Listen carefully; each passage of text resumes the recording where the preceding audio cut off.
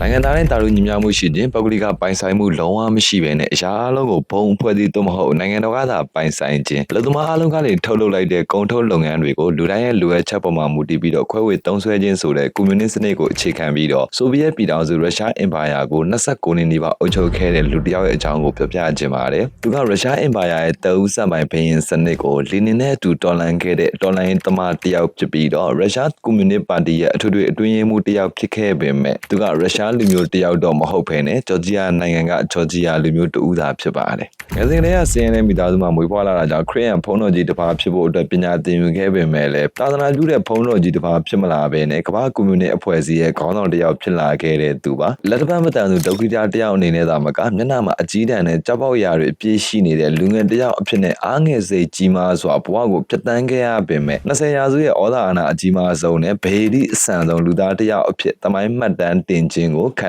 ံရတဲ့သူတစ်ယောက်လည်းဖြစ်ပါတယ်။ငင်းပွားစရာအကြောင်းတရားများစွာနဲ့အင်အားကောင်းတဲ့အရင်ရှင်တဲ့တအုပ်ဆက်ပိုင်းဘရင်စနစ်ကြီးကိုတော်လှန်ပြီးတော့20ရာစုရဲ့သမိုင်းမှာဆိုဗီယက်ပြည်ထောင်စုရုရှားအင်ပါယာကိုကမ္ဘာအင်အားကြီးနိုင်ငံအဖြစ်ပုံဖော်ဖန်တီးသွားခဲ့တဲ့သူကတော့မိတ်ဆွေတို့အားလုံးလည်းသိထားကြတဲ့ Man of Steel တမ်မီလူသား Joseph Stalin ပဲဖြစ်ပါတယ်။တမ်မီလူသား Man of Steel Stalin ဆိုပြီးတော့ရုရှားဆိုဗီယက်ပြည်ထောင်စုရဲ့အုပ်ချုပ်သူအဖြစ်နဲ့20ရာစုရဲ့သမိုင်းမှာဩဇာအာဏာအကြီးမားဆုံးပုဂ္ဂိုလ်ဖြစ်လာခဲ့တဲ့လူငယ်လေးဟာရုရှားအင်ပါယာအောက်ကနေမြေတစ်ခုဖြစ်တဲ့ဂျော်ဂျီယာနိုင်ငံကဂေါ်ရီမြို့မှာမွေးဖွားခဲ့တဲ့စင်ရသားတဦးဖြစ်ပါတယ်။သူရဲ့မွေးတက်ဂရိတ်ကတော့1888ခုနှစ်ဒီဇင်ဘာလ18ရက်နေ့ပါ။ဂျိုဇက်စတာလင်ရဲ့ဂျော်ဂျီယာနာမည်အပြည့်စုံကတော့ Yosef Vissarionovich Jugashvili လို့ခေါ်ဆိုပြီးတော့ရုရှားဘာသာစကားအရဆိုရင်တော့စတာလင်ရဲ့နာမည်က Yosef Vissarionovich Jugashvili လို့ခေါ်ပါတယ်။မြန်မာလိုနားလဲလွယ်အောင်ပြောပြရမယ်ဆိုရင် Vissarion Jugashvili ရဲ့သား Yosef Jugashvili လို့အဓိပ္ပာယ်ရပါတယ်။ဒါကြောင့်စတာလင်ရဲ့နာမည်ကိုရုရှားလိုခေါ်မယ်ဆိုရင်တော့ Yosef Jugashvili ဖြစ်ပါတယ်။စတာလင်ရဲ့ဖခင် Vissarion Jugashvili ကရုရှားတပ်မတော်အတွက်ဖနက်များချုပ်လုပ်ပေးတဲ့မီယိုဖလာဖနက်ချုပ်လုပ်ငန်းကိုလုပ်ကိုင်သူတစ်ယောက်ဖြစ်ပြီးတော့မိသားစုကိုအမြဲရန်ရှာကဇနီးနဲ့သားကိုရိုက်နှက်နှိပ်စက်တဲ့အရသမားအိမ်တော်ဦးစီးတစ်ယောက်ဖြစ်ပါတယ်။စတာလင်ရဲ့မိခင်ဖြစ်တဲ့ Catherine Jelasey ကဆင်းရဲတဲ့မိသားစုမှာကြီးပြင်းခဲ့ရတဲ့အမျိုးသမီးတစ်ယောက်ဖြစ်ပေမဲ့ဘာသာတရားကိုင်းဆိုင်ပြီးတော့ကျုံ့ကောင်းတဲ့အင်ရှင်မတစ်ယောက်ဖြစ်တာကြောင့်သူတို့ရဲ့တူဦးသောသားစတာလင်ကိုဘုရားသခင်ကိုယုံကြည်တဲ့ခရစ်ယာန်ဘုန်းတော်ကြီးတစ်ပါးဖြစ်စေဖို့အတွက်ဘုန်းတော်ကြီးတင်ပညာရေးကျောင်းမှာကျောင်းထားပေးခဲ့တဲ့သူဖြစ်ပါတယ်။ဒါပေမဲ့စတာလင်ကတော့သူ့မိခင်ထားတဲ့ဘုန်းတော်ကြီးကျောင်းမှာပညာသင်ယူခဲ့ပေမဲ့လည်းမိခင်ဖြစ်စေခြင်းနဲ့သာသနာပြုဘုန်းတော်ကြီးတစ်ပါးဖြစ်မလာဘဲနဲ့အရင်စနစ်ကိုတော်လှန်တဲ့ကမ္ဘာကွန်မြူနစ်ခေါင်းဆောင်တစ်ယောက်ဖြစ်လာခဲ့ပြီးတော့များစွာသောရက်စက်မှုတွေကိုကြမ်းတမ်းစွာနဲ့ပြုမှုခဲ့ပါတယ်။စတာလင်က Vissarion Jugashvili နဲ့ Catherine Jelasey တို့ကမွေးဖွားခဲ့တဲ့သားသမီး3ယောက်ထဲမှာတတိယမြောက်သားဖြစ်ပေမဲ့နှုတ်ဆိုးအရွယ်မှာပဲအသက်ရှင်ကျန်ရစ်ခဲ့တဲ့တူဒီတော်ကလေးဖြစ်ပါတယ်။အသက်9နှစ်အရွယ်မှာတော့စတာလင်ကပြင်းထန်တဲ့ကြောက်ရောဂါကိုခံစားခဲ့ရတာကြောင့်ယောဂရဲ့နောက်ဆက်တွဲရလဒ်အနေနဲ့သူ့ရဲ့မျက်နှာဟာကြောက်ပေါက်မာတွေနဲ့ပြည့်နေခဲ့ပါတယ်။ပြီးတော့1886ခုနှစ်အသက်10နှစ်အရွယ်မှာတော့စတာလင်ကလေးဘိန်းတက်ရင်အသေးစားနဲ့တိုက်မိခဲ့တာကြောင့်သူ့ရဲ့ဘယ်ဘက်လက်ဟာတာမန်လူတွေလိုမျိုးပုံမှန်အသုံးပြုလို့မရတော့ဘဲနဲ့အတွင်းဘက်ကိုတိမ်ပြီးတော့တိုးဝင်နေခဲ့ပါတယ်။ဒီအချက်တွေကြောင့်လည်းစတာလင်ကပထမကမ္ဘာစစ်မှာစစ်မှုထမ်းပေးဖို့အတွက်ဆိုဗီယက်ပြည်ထောင်စုရဲ့စစ်တပ်တွေကိုဝင်ရောက်ခဲ့ပေမဲ့စစ်သားအဖြစ်ပါဝင်တိုက်ခိုက်ခွင့်ကိုတော့မရခဲ့ပါဘူး။ဒါကြောင့်လည်းစတာလင်ကသူ့ရဲ့တသက်တာလုံးဒုက္ခိတဘဝရဲ့အားငယ်မှုတွေနဲ့ရုပ်ဆိုးအကြီးတန်းခြင်းဆိုတဲ့တင်ငယ်စိတ်တွေကိုအလွန်အမင်းခံစားခဲ့ရ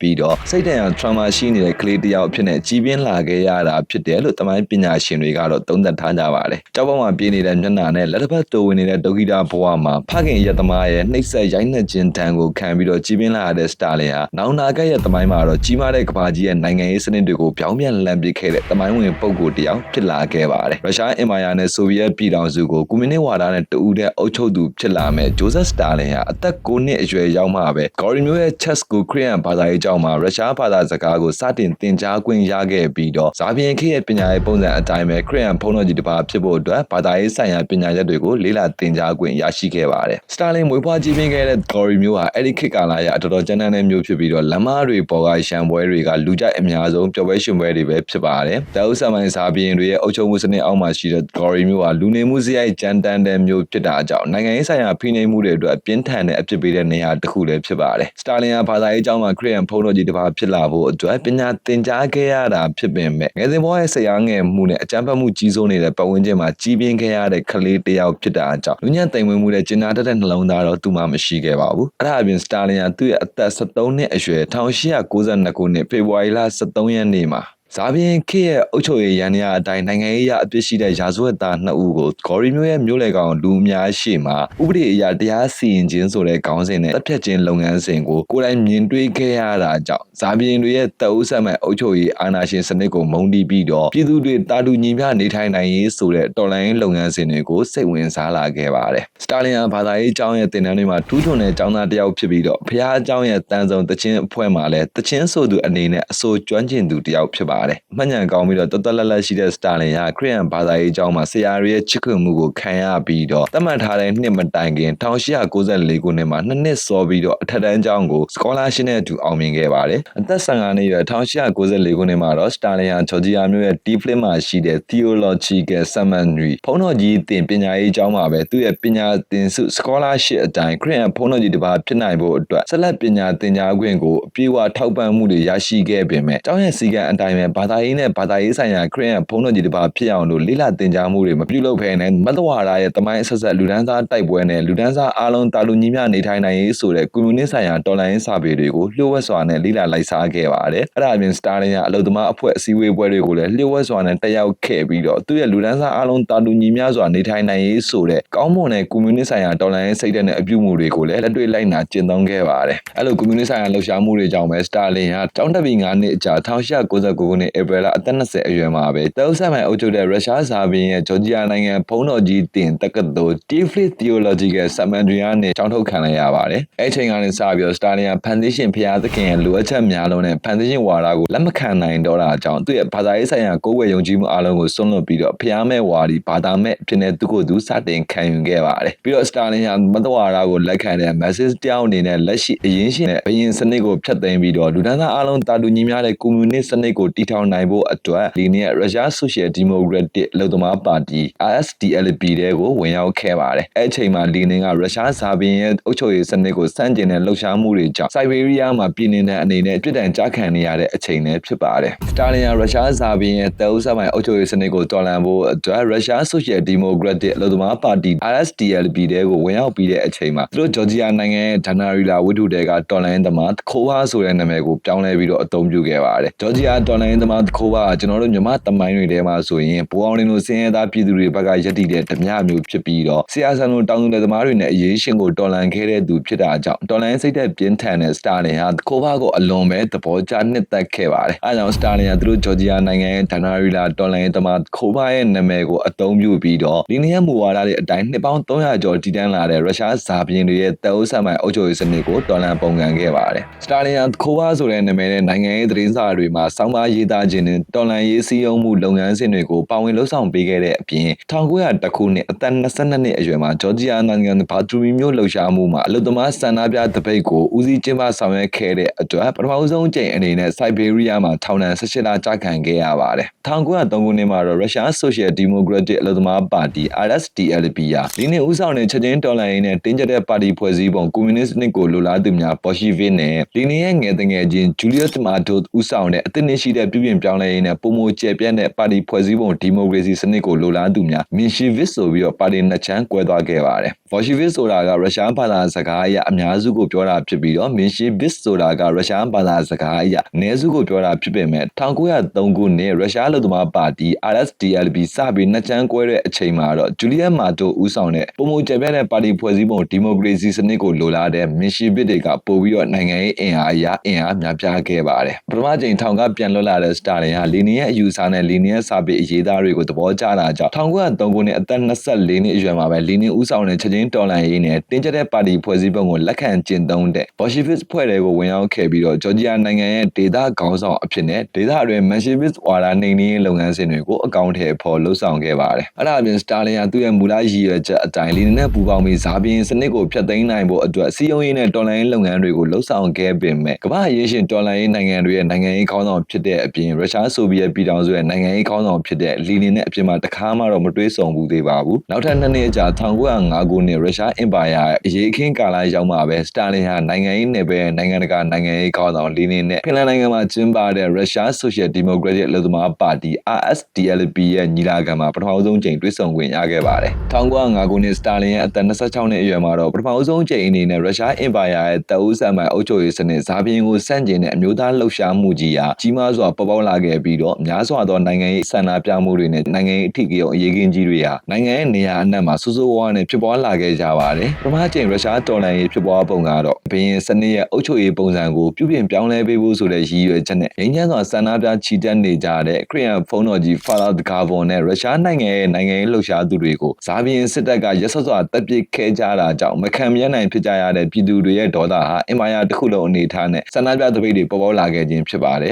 1905ခုနှစ်ဇန်နဝါရီလ9ရက်နေ့ပထမကမ္ဘာစစ်ကြီးမဖြစ်ပွားခင်9နှစ်အလိုရုရှားအင်မာယာမှာဖြစ်ပေါ်ခဲ့တဲ့ဇာဘီယင်စန့်ကျင်ရေးလှုပ်ရှားမှုကို Bloody Sunday သွေးစွန်းသောတနင်္ဂနွေနေ့လို့နာမည်သတ်မှတ်ပေးထားခဲ့ပြီးတော့ကမ္ဘာသမိုင်းရဲ့နိုင်ငံရေးသမိုင်းမှာတအုပ်ဆက်မိုင်အုပ်ချုပ်ရေးစနစ်ကိုအကြီးမားဆုံးပြောင်းလဲခဲ့တဲ့လူထုလှုပ်ရှားမှုတော်လှန်ရေးဖြစ်ရပ်တစ်ခုအနေနဲ့မှတ်တမ်းတင်ထားခဲ့ကြတဲ့အပြင်ရာစုနှစ်3ခုကျော်ရှင်သန်ခဲ့တဲ့ရုရှားအင်ပါယာဇာဘီယင်စနစ်ရဲ့ပြတ်သုံးခြင်းခြေလှမ်းအစလူထုတော်လှန်ရေးတစ်ခုအဖြစ်နဲ့သမိုင်းမှတ်တမ်းတင်ထားခဲ့ကြပါတယ်ပထမကမ္ဘာစစ်မဖြစ်ပွားခင်မှာဖြစ်ပေါ်နေတဲ့ရုရှားအင်ပါယာရဲ့နိုင်ငံရေးဆန္ဒပြမှုတွေကိုဇာဘီယင်နီကိုလက်ဒီစကန်ဟာရက်ဆက်စွာနှိမ်နင်းခဲ့တာကြောင့်ရုရှားပြည်သူတွေကသူတို့ရဲ့အကြီးမြတ်ဆုံးခေါင်းဆောင်ဖခင်အဖြစ်သတ်မှတ်ထားတဲ့ရိုမန်နော့မင်းဆက်ကိုပြည်သူတွေကိုတပ်ဖြတ်တဲ့လူသက်သမားအာဏာရှင်အုပ်ချုပ်သူတွေအဖြစ်ပြောင်းလဲပြီးတော့ရှုမြင်ခဲ့ကြပါတယ်ရုရှားအင်ပါယာရဲ့နိုင်ငံရေးစုပူမှုရလဒ်အနေနဲ့တော်လှန်ရေးအကြီးအကျယ်ဖြစ်ပေါ်လာပြီးတော့နိုင်ငံကိုထိန်းချုပ်လို့မရတော့တဲ့အခါမှာဇာဘီယင်နီကိုလက်ဒီစကန်ဟာအလျှော့ပေးခဲ့ရပြီးတော့အာဏာခွဲဝေရေးအနေနဲ့1905ခုနှစ်အောက်တိုဘာလလွတ်လပ်ရေးကြေညာစာတမ်းအောက်တိုဘာ Manifesto ကိုထုတ်ပြန်ပေးခဲ့ရတဲ့အပြင်ရုရှားပြည်သူတွေအတွက်နိုင်ငံရေးဆိုင်ရာအဖွဲ့အစည်းလွတ်လပ်ခွင့်တွေကိုလည်းပေးအပ်ခဲ့ရပါတယ်အဓိကအခွင့်အရေးအနေနဲ့ရုရှားပြည်သူတွေကလွတ်လပ်စွာပြောဆိုစည်းရုံးခွင့်နဲ့စုဝေးခွင့်တွေကိုရရှိခဲ့ပြီးတော့ပထမဆုံးသောရုရှားပါလီမန်ဒူးမာကိုလည်းပြည်သူကိုစားပြုတဲ့ပြည်သူလွှတ်တော်အနေနဲ့ဇာဘီယင်ရဲ့အုပ်ချုပ်ရေးရန်တရားထဲမှာပါဝင်ဖွဲ့စည်းဖို့အတွက်ခွင့်ပြုမိန့်ကိုလည်းရရှိခဲ့ပါတယ်။အဲ့ဒါအပြင်ရုရှားပြည်သူတွေဟာအလုပ်သမားလယ်သမားနဲ့စစ်တီဝန်ထမ်းစတဲ့အခြေခံလူတန်းစားတွေကိုကိုစားပြုပြီးဖွဲ့စည်းထားတဲ့ Vodka and Soldier Council ဆိုတဲ့ဆိုဗီယက်အဖွဲ့တွေကိုလည်းတရားဝင်ဖွဲ့စည်းဖို့အတွက်ခွင့်ပြုမိန့်တွေရရှိခဲ့ပါတယ်။ဆိုဗီယက်အဖွဲ့ဆိုတဲ့အသုံးအနှုန်းကိုနားလည်လွယ်အောင်လို့ရှင်းပြပေးရမယ်ဆိုရင်ဆိုဗီယက်ဆိုတာကရုရှားလေတပ်အတန်ထွက်ဖြစ်ပြီးတော့မြန်မာလိုအဓိပ္ပာယ်ဆိုရင်အဖွဲ့အစည်းတစ်ခုကောင်စီတစ်ခုလို့ဆိုလိုခြင်းပဲဖြစ်ပါတယ်ပြောရမယ်ဆိုရင်အလုပ်သမားလယ်သမားနဲ့စစ်သားစတဲ့အခြေခံလူတန်းစားတွေကိုကိုစားပြုတဲ့ကိုယ်စားလှယ်တွေပါဝင်တဲ့ရုရှားနိုင်ငံရဲ့အဖွဲ့အစည်းကိုဆိုဗီယက်အဖွဲ့လို့ခေါ်ဆိုသုံးနှုန်းကြတာပဲဖြစ်ပါတယ်တနည်းအားဖြင့်ဆိုဗီယက်ဆိုတာကအခြေခံလူတန်းစားတွေကိုကိုစားပြုတဲ့စကားလုံးဖြစ်တာကြောင့်အလုပ်သမားလယ်သမားနဲ့စစ်သားစတဲ့အခြေခံလူတန်းစားတွေစုပေါင်းဖွဲ့စည်းထားတဲ့အဖွဲ့အစည်းကိုဆိုဗီယက်လို့ခေါ်ဆိုကြပြီးတော့အဲ့ဒီအလုပ်သမားလယ်သမားနဲ့စစ်သားစတဲ့အခြေခံလူတန်းစားတွေရဲ့ကိုယ်စားလှယ်တွေစုပေါင်းပြီးတော့အုပ်ချုပ်ထားတဲ့နိုင်ငံကိုဆိုဗီယက်နိုင်ငံဆိုဗီယက်ပြည်ထောင်စုလို့ခေါ်ဆိုကြတာပဲဖြစ်ပါတယ်1905ခုနှစ်ရုရှားအင်ပါယာရဲ့ပထမအကြိမ်ဇာဘီယင်စနစ်တော်လှန်ရေးအရေးခင်းမှာရုရှားပြည်သူ့လွှတ်တော်ဒူးမာနဲ့ဆိုဗီယက်အဖွဲ့တွေကိုနိုင်ငံရေးဆိုင်ရာလွတ်လပ်ခွင့်နဲ့အာဏာခွဲဝေရေးဆိုင်ရာမူဝါဒတွေအတွက်အခိုင်အမာဖွဲ့စည်းတည်ထောင်နိုင်ခဲ့ကြတာကြောင့်နောက်ထပ်12နှစ်အကြာ1918ခုနှစ်ပထမကမ္ဘာစစ်ကြီးဖြစ်ပွားနေတဲ့အချိန်မှာတအုပ်ဆက်မိုင်ဇာဘီယင်စနစ်ရဲ့အုပ်ချုပ်ရေးရန်ရာကိုဒုတိယအကြိမ်လူထုတော်လှန်ရေးနဲ့အပီးတိုင်ဖြုတ်ချပြီးတော့နိုင်ငံလုံးဆိုင်ရာတာလူညီမျှရေးအတွက်နိုင်ငံပြုပြင်ပြောင်းလဲရေးဆိုင်ရာလုပ်ငန်းစဉ်တွေကိုအောင်မြင်စွာနဲ့လှုပ်ဆောင်နိုင်ခဲ့ကြခြင်းဖြစ်ပါတယ်ဒုတိယအကြိမ်ရုရှားတော်လှန်ရေးကြီးမဖြစ်ခင်1906ခုနှစ်အသက်28နှစ်အရွယ်မှာတော့တာလီယန်သူ့ရဲ့ပထမဆုံးသောဇနီးခေဒိုစပါနီဇေးနဲ့လက်ထပ်ခဲ့ပြီးတော့တနေ့ကြာ1909ခုနှစ်မတ်လ18ရက်နေ့မှာသူတို့ရဲ့ပထမဆုံးသောသားရာဂေါဂျူဂါရှီဗလီကိုမွေးဖွားခဲ့ပါတယ်စတာလင်ရဲ့ပထမမိန်းမဖြစ်တဲ့ခေဒိုစပါနီဇေးကကလေးမွေးပြီး9လအကြာ1909ခုနှစ်ဒီဇင်ဘာလ22ရက်နေ့အသက်22နှစ်အရွယ်မှာပြင်းထန်တဲ့တိုက်ဖိုက်အဖျားရောဂါကြောင့်ပဲတည်ဆုံသွားခဲ့ရပါတယ်စတာလင်သူ့ရဲ့ဇနီးခေဒိုကိုအလွန်ချစ်ခင်မြတ်နိုးခဲ့တာကြောင့်ပဲသူမရဲ့တည်ဆုံမှုဇာမနာပွဲမှာဝမ်းနဲ့ကြီးစွာနဲ့ပဲငိုကြွေးနေခဲ့ပါတယ်လောဘော်ကိုင်မတွေကလည်းစိတ်သက်ပြတ်သားတဲ့တော်လိုင်းခေါင်းဆောင်ပြီးဝမ်းနည်းမှုကိုထိန်းချုပ်ဖို့အတွက်ပြောဆိုခဲ့ကြပေမဲ့စတာလင်ကတော့သူမဟာကြောက်ဖြစ်နေတဲ့ကျွန်တော်ရဲ့နှလုံးသားကိုနူးညံ့စေခဲ့တဲ့သူလို့တဖွာဖွာပြောဆိုပြီးတော့ပြင်းထန်စွာဆက်လက်ငိုကြွေးနေခဲ့ပါတယ်အဲ့ဒါတမ်ရီလူသားမန်အော့စတီစတာလင်အတွက်တော့ပထမဆုံးအကြိမ်နဲ့နောက်ဆုံးအကြိမ်ပြင်းထန်စွာငိုကြွေးခြင်းပဲဖြစ်ပါတယ်စတာလင်ကပြင်းထန်စွာငိုကြွေးပြီးတော့သူမတည်ဆုံသွားပြီးသူမနဲ့အတူလူသားတွေပေါ်မှာထားတဲ့ငါ့ရဲ့နှွေးထွေးတဲ့ခံစားချက်တွေလည်းအခုတော့အတူတူတည်ဆုံသွားပြီးငါ့ရဲ့နှလုံးသားတွေကအေးမြတဲ့ခံစားချက်တွေအားလုံးကိုလည်းသူယူဆောင်သွားပြီးလို့တဖွာဖွာဆက်လက်ပြောဆိုနေပြီးတော့လူသားချင်းစာနာထောက်ထားမှုဆိုင်ရာနူးညံ့သိမ်မွေ့တဲ့ခံစားချက်တွေသူ့မှာမရှိတော့ဘူးလို့စတာလင်ကကိုယ်တိုင်ပဲဝန်ခံပြောဆိုခဲ့ပါတယ်။တပိုင်းပညာရှင်အများစုကတော့ခေတိုစီဗာနီဇေရဲ့တည်ဆုံမှုဟာစတာလင်အတွက်တော့စစ်မှန်တဲ့ဝမ်းနည်းမှုကိုဖြစ်ပေါ်စေခဲ့တဲ့အတွက်အဲ့ဒီဝမ်းနည်းမှုရဲ့ရလဒ်အနေနဲ့စတာလင်ကနောက်တစ်ချိန်မှာရက်ဆက်ပြီးတန်တရားကြီးတဲ့ခေါင်းဆောင်တစ်ယောက်အနေနဲ့စိတ်ဓာတ်ပိုင်းဆိုင်ရာမှာပုံပုံမာကျော်ပြီးတော့ကိုချင်းစာတရားမရှိတော့တဲ့လူပုဂ္ဂိုလ်တစ်ယောက်ဖြစ်လာခဲ့တဲ့အပြင်စိတ်ဓာတ်ခိုင်မာပြတ်သားတဲ့စိတ်ပိုင်းဆိုင်ရာကာကွယ်မှုတစ်ခုကိုလည်းသူဟာတည်ဆောက်နိုင်ခဲ့တယ်လို့သုံးသပ်ထားခဲ့ကြပါတယ် Kato Spanisi ရဲ့တည်ဆုံမှုကြောင့်ဘာသာရေးကျောင်းကဆင်းသက်လာတဲ့စတာလင်ဟာပြင်းထန်တဲ့စိတ်ခံစားချက်တွေနဲ့အတူဖျားသခင်ကိုပုံမုံတီးပြီးတော့သူ့ရဲ့တော်လှန်ရေးလုပ်ငန်းတွေကိုလည်းပြင်းထန်တဲ့နီလန်းတွေနဲ့အကောင့်တွေဖော်လှုပ်ဆောင်လာခဲ့ပါတယ်။စတာလင်ဟာဂျော်ဂျီယာဒေသအတွင်းမှာလီနီယံမူဝါဒကိုဖော်ဆောင်ဖို့အတွက်တအုပ်ဆန်မိုင်စာပြင်စနစ်ကိုစန့်ကျင်တဲ့အမျိုးသားရေးလှုပ်ရှားမှုတွေကိုစီယုံလှုံ့ဆော်ပေးခဲ့တဲ့အပြင်လီနီယံ RSDLP ဘော်ရှိပစ်တွေကိုငွေကြေးရန်ပုံငွေထောက်ပံ့ပေးနိုင်ဖို့အတွက်ဂျော်ဂျီယာဒေသအတွင်းမှာဗန်ဒများတိုက်မှုတွေကိုပါအောင်မြင်စွာလှုပ်ဆောင်ပေးခဲ့တာကြောင့်အုပ်ချုပ်မှုစီကံကောင်းပြီးစိတ်သက်ပြတ်သားတဲ့စတာလင်ကိုကမ္ဘာနိုင်ငံရေးခေါင်းဆောင်လီနင်ကအစတင်ပြီးတော့တတိထားမိလာခဲ့ပါတယ်။လီနင်ဟာစတာလင်ကိုချီးကျူးတဲ့အနေနဲ့အံ့ဩစရာကောင်းတဲ့ဂျော်ဂျီယာလူမျိုးလို့ခေါ်ခဲ့ပြီးတော့1912ခုနှစ်အသက်33နှစ်အရွယ်မှာဘော်ရှိဗစ်ကော်မတီရဲ့အမြဲတမ်းအဖွဲ့ဝင်အဖြစ်နဲ့တရားဝင်ခန့်အပ်ပေးခဲ့ပါတယ်။အဲဒီကာလမှာပဲစတာလင်ဟာသူအရင်အသုံးပြုခဲ့တဲ့ဂျော်ဂျီယာဂျာနာရီလာသူရဲကောင်ခိုးပါဆိုတဲ့နာမည်ကိုဆွန့်လွတ်ပြီးတော့တမ်မီလူသား Man of Steel လို့အဓိပ္ပာယ်ရတဲ့စတာလင်ဆိုတဲ့သူ့ရဲ့ကမ္ဘာကျော်နာမည်ကိုပြောင်းလဲပြီးတော့စတင်အသုံးပြုလာခဲ့ပါတယ်။စတာလင်ဟာပထမအကြိမ်ထောင်ချပြီးတဲ့အချိန်1900ခုနှစ်ကနေစပြီးတော့ဒုတိယအကြိမ်မြောက်အဖမ်းခံရမယ့်အချိန်1913ခုနှစ်အထိ12နှစ်တာကာလအတွင်းမှာ6ကြိမ်တိုင်ဖမ်းသည့်အရေးယူခြင်းကိုခံခဲ့ရပေမဲ့အကြိမ်တိုင်းလိုမှာပဲစာရန်အတူတွေကိုအသုံးပြုပြီးတော့ထွက်ပြေးတိမ်းရှောင်နိုင်ခဲ့ပါတယ်။ဒါပေမဲ့လည်းနောက်ဆုံးချိန်1913ခုနှစ်ဖေဖော်ဝါရီလပထမကမ္ဘာစစ်မဖြစ်ပွားခင်တစ်နှစ်အလိုမှာတော့စတာလင်ဟာဇာဘီယန်တပ်တွေရဲ့ဖမ်းဆီးခြင်းကိုဒုတိယအကြိမ်အနေနဲ့ခံခဲ့ရပြီးတော့စိုက်ဘေးရီးယားကို၄နှစ်အကြာပြည်နှင်ဒဏ်ပေးခြင်းကိုခံခဲ့ရပါတယ်။အဲ့ဒီပြည်နှင်ဒဏ်ခံရတဲ့နှစ်တွေအတွင်းမှာပဲစတာလင်ရဲ့စိတ်ဓာတ်တွေကအကြမ်းဖက်လုပ်ငန်းတွေကိုလှုပ်ဆောင်ဖို့အတွက်ပုံမအားကောင်းလာခဲ့ပြီးတော့အရာရာမှာတန်တရားအမြင်တွေပေါက်ဖွာလာကလူအဖွဲ့အစည်းကိုလည်းယုံကြည်မှုမရှိတော့ပါဘူး။အဲ့ဒီတန်တရားကြီးစိုးခြင်းဆိုတဲ့အချက်တွေကြောင့်ပဲ20ရာစုရဲ့ဩဇာအာဏာအကြီးမားဆုံးလူပုဂ္ဂိုလ်ဖြစ်လာတဲ့တမ်မီလူသားစတာလင်ဟာ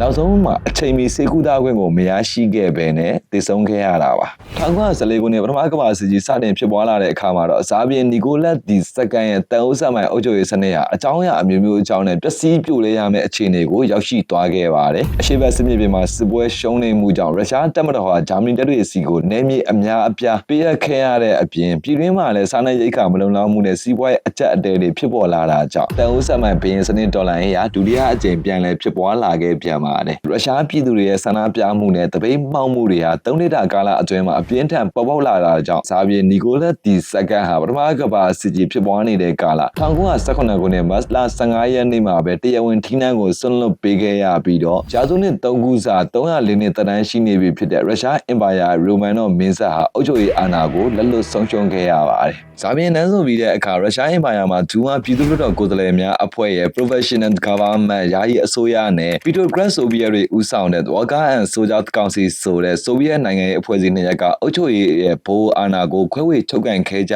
ပြီးတော့ Dual Power ဆိုတဲ့အာဏာခွဲဝေပုံစံနဲ့ရုရှားအင်ပါယာကိုတက်လက်ထိန်းသိမ်းအုပ်ချုပ်ခဲ့ကြပါတယ်။အုပ်စုနှစ်စုခွဲပြီးတော့ Dual Power ဆိုတဲ့အာဏာခွဲဝေပုံစံနဲ့ရုရှားအင်ပါယာကိုထိန်းသိမ်းခဲ့ကြတယ်ဆိုပေမဲ့ရုရှားပြည်သူ့လွှတ်တော်ကိုယ်စားလှယ်များအဖွဲ့ဒူမာရဲ့ Provisional Government ယာယီအစိုးရဟာအထက်တန်းလွှာနိုင်ငံရေးသမားတွေနဲ့ဖွဲ့စည်းထားတာကြောင့်တကယ်တမ်းလက်တွေ့မြေပြင်မှာအင်အားကောင်းနေတဲ့အလုပ်သမားနဲ့စစ်သားတွေရဲ့ထောက်ခံမှုကိုတော့အပြည့်အဝမရရှိခဲ့ပါဘူး။အပြန်အလှန်အားဖြင့်အလုပ်သမားလယ်သမားနဲ့စစ်သားစတဲ့အခြေခံလူတန်းစားတွေရဲ့ထောက်ခံမှုကိုအပြည့်အဝရရှိထားတဲ့ဆိုဗီယက်အဖွဲ့အစည်းတွေကမြေပြင်မှာလက်တွေ့အာဏာအရှိဆုံးဖြစ်ခဲ့ပါတယ်။အဲ့အချိန်နောက်နာကမှကွန်မြူနစ်ဝါဒနဲ့ဆိုဗီယက်ပြည်ထောင်စုကိုဒေါ်လာလမ်းစဉ်တွေချမှတ်ပေးမဲ့လီနီဟာဇာဘီယန်ပြည်နှင်ဒဏ်ကြောင့်ဆွစ်ဇာလန်ကိုရောက်နေခဲ့တဲ့အပြင်ကွန်မြူနစ်ဝါဒကိုလက်တွေ့အကောင့်နဲ့ဖော်ပြီးတော့တိစောက်ပေးမဲ့တမ်မီလူသားစတာလင်ကတော့စိုက်ဘေးရီးယားမှာပြည်နှင်ဒဏ်ခံနေရတဲ့အချိန်ပဲဖြစ်ပါတယ်။ဖေဖော်ဝါရီဒေါ်လာပြီးတဲ့အချိန်1918ခုနှစ်ဧပြီလမှာလီနီနဲ့စတာလင်နှစ်ယောက်လုံးကမြို့တော်ပီတိုဂရက်ကိုပြန်လာပြီးတော့ဘော်ရှီဗစ်တွေနဲ့အတူ Provisional Government ယာယီအစိုးရနဲ့ပီတိုဂရက်ဆိုဗီယ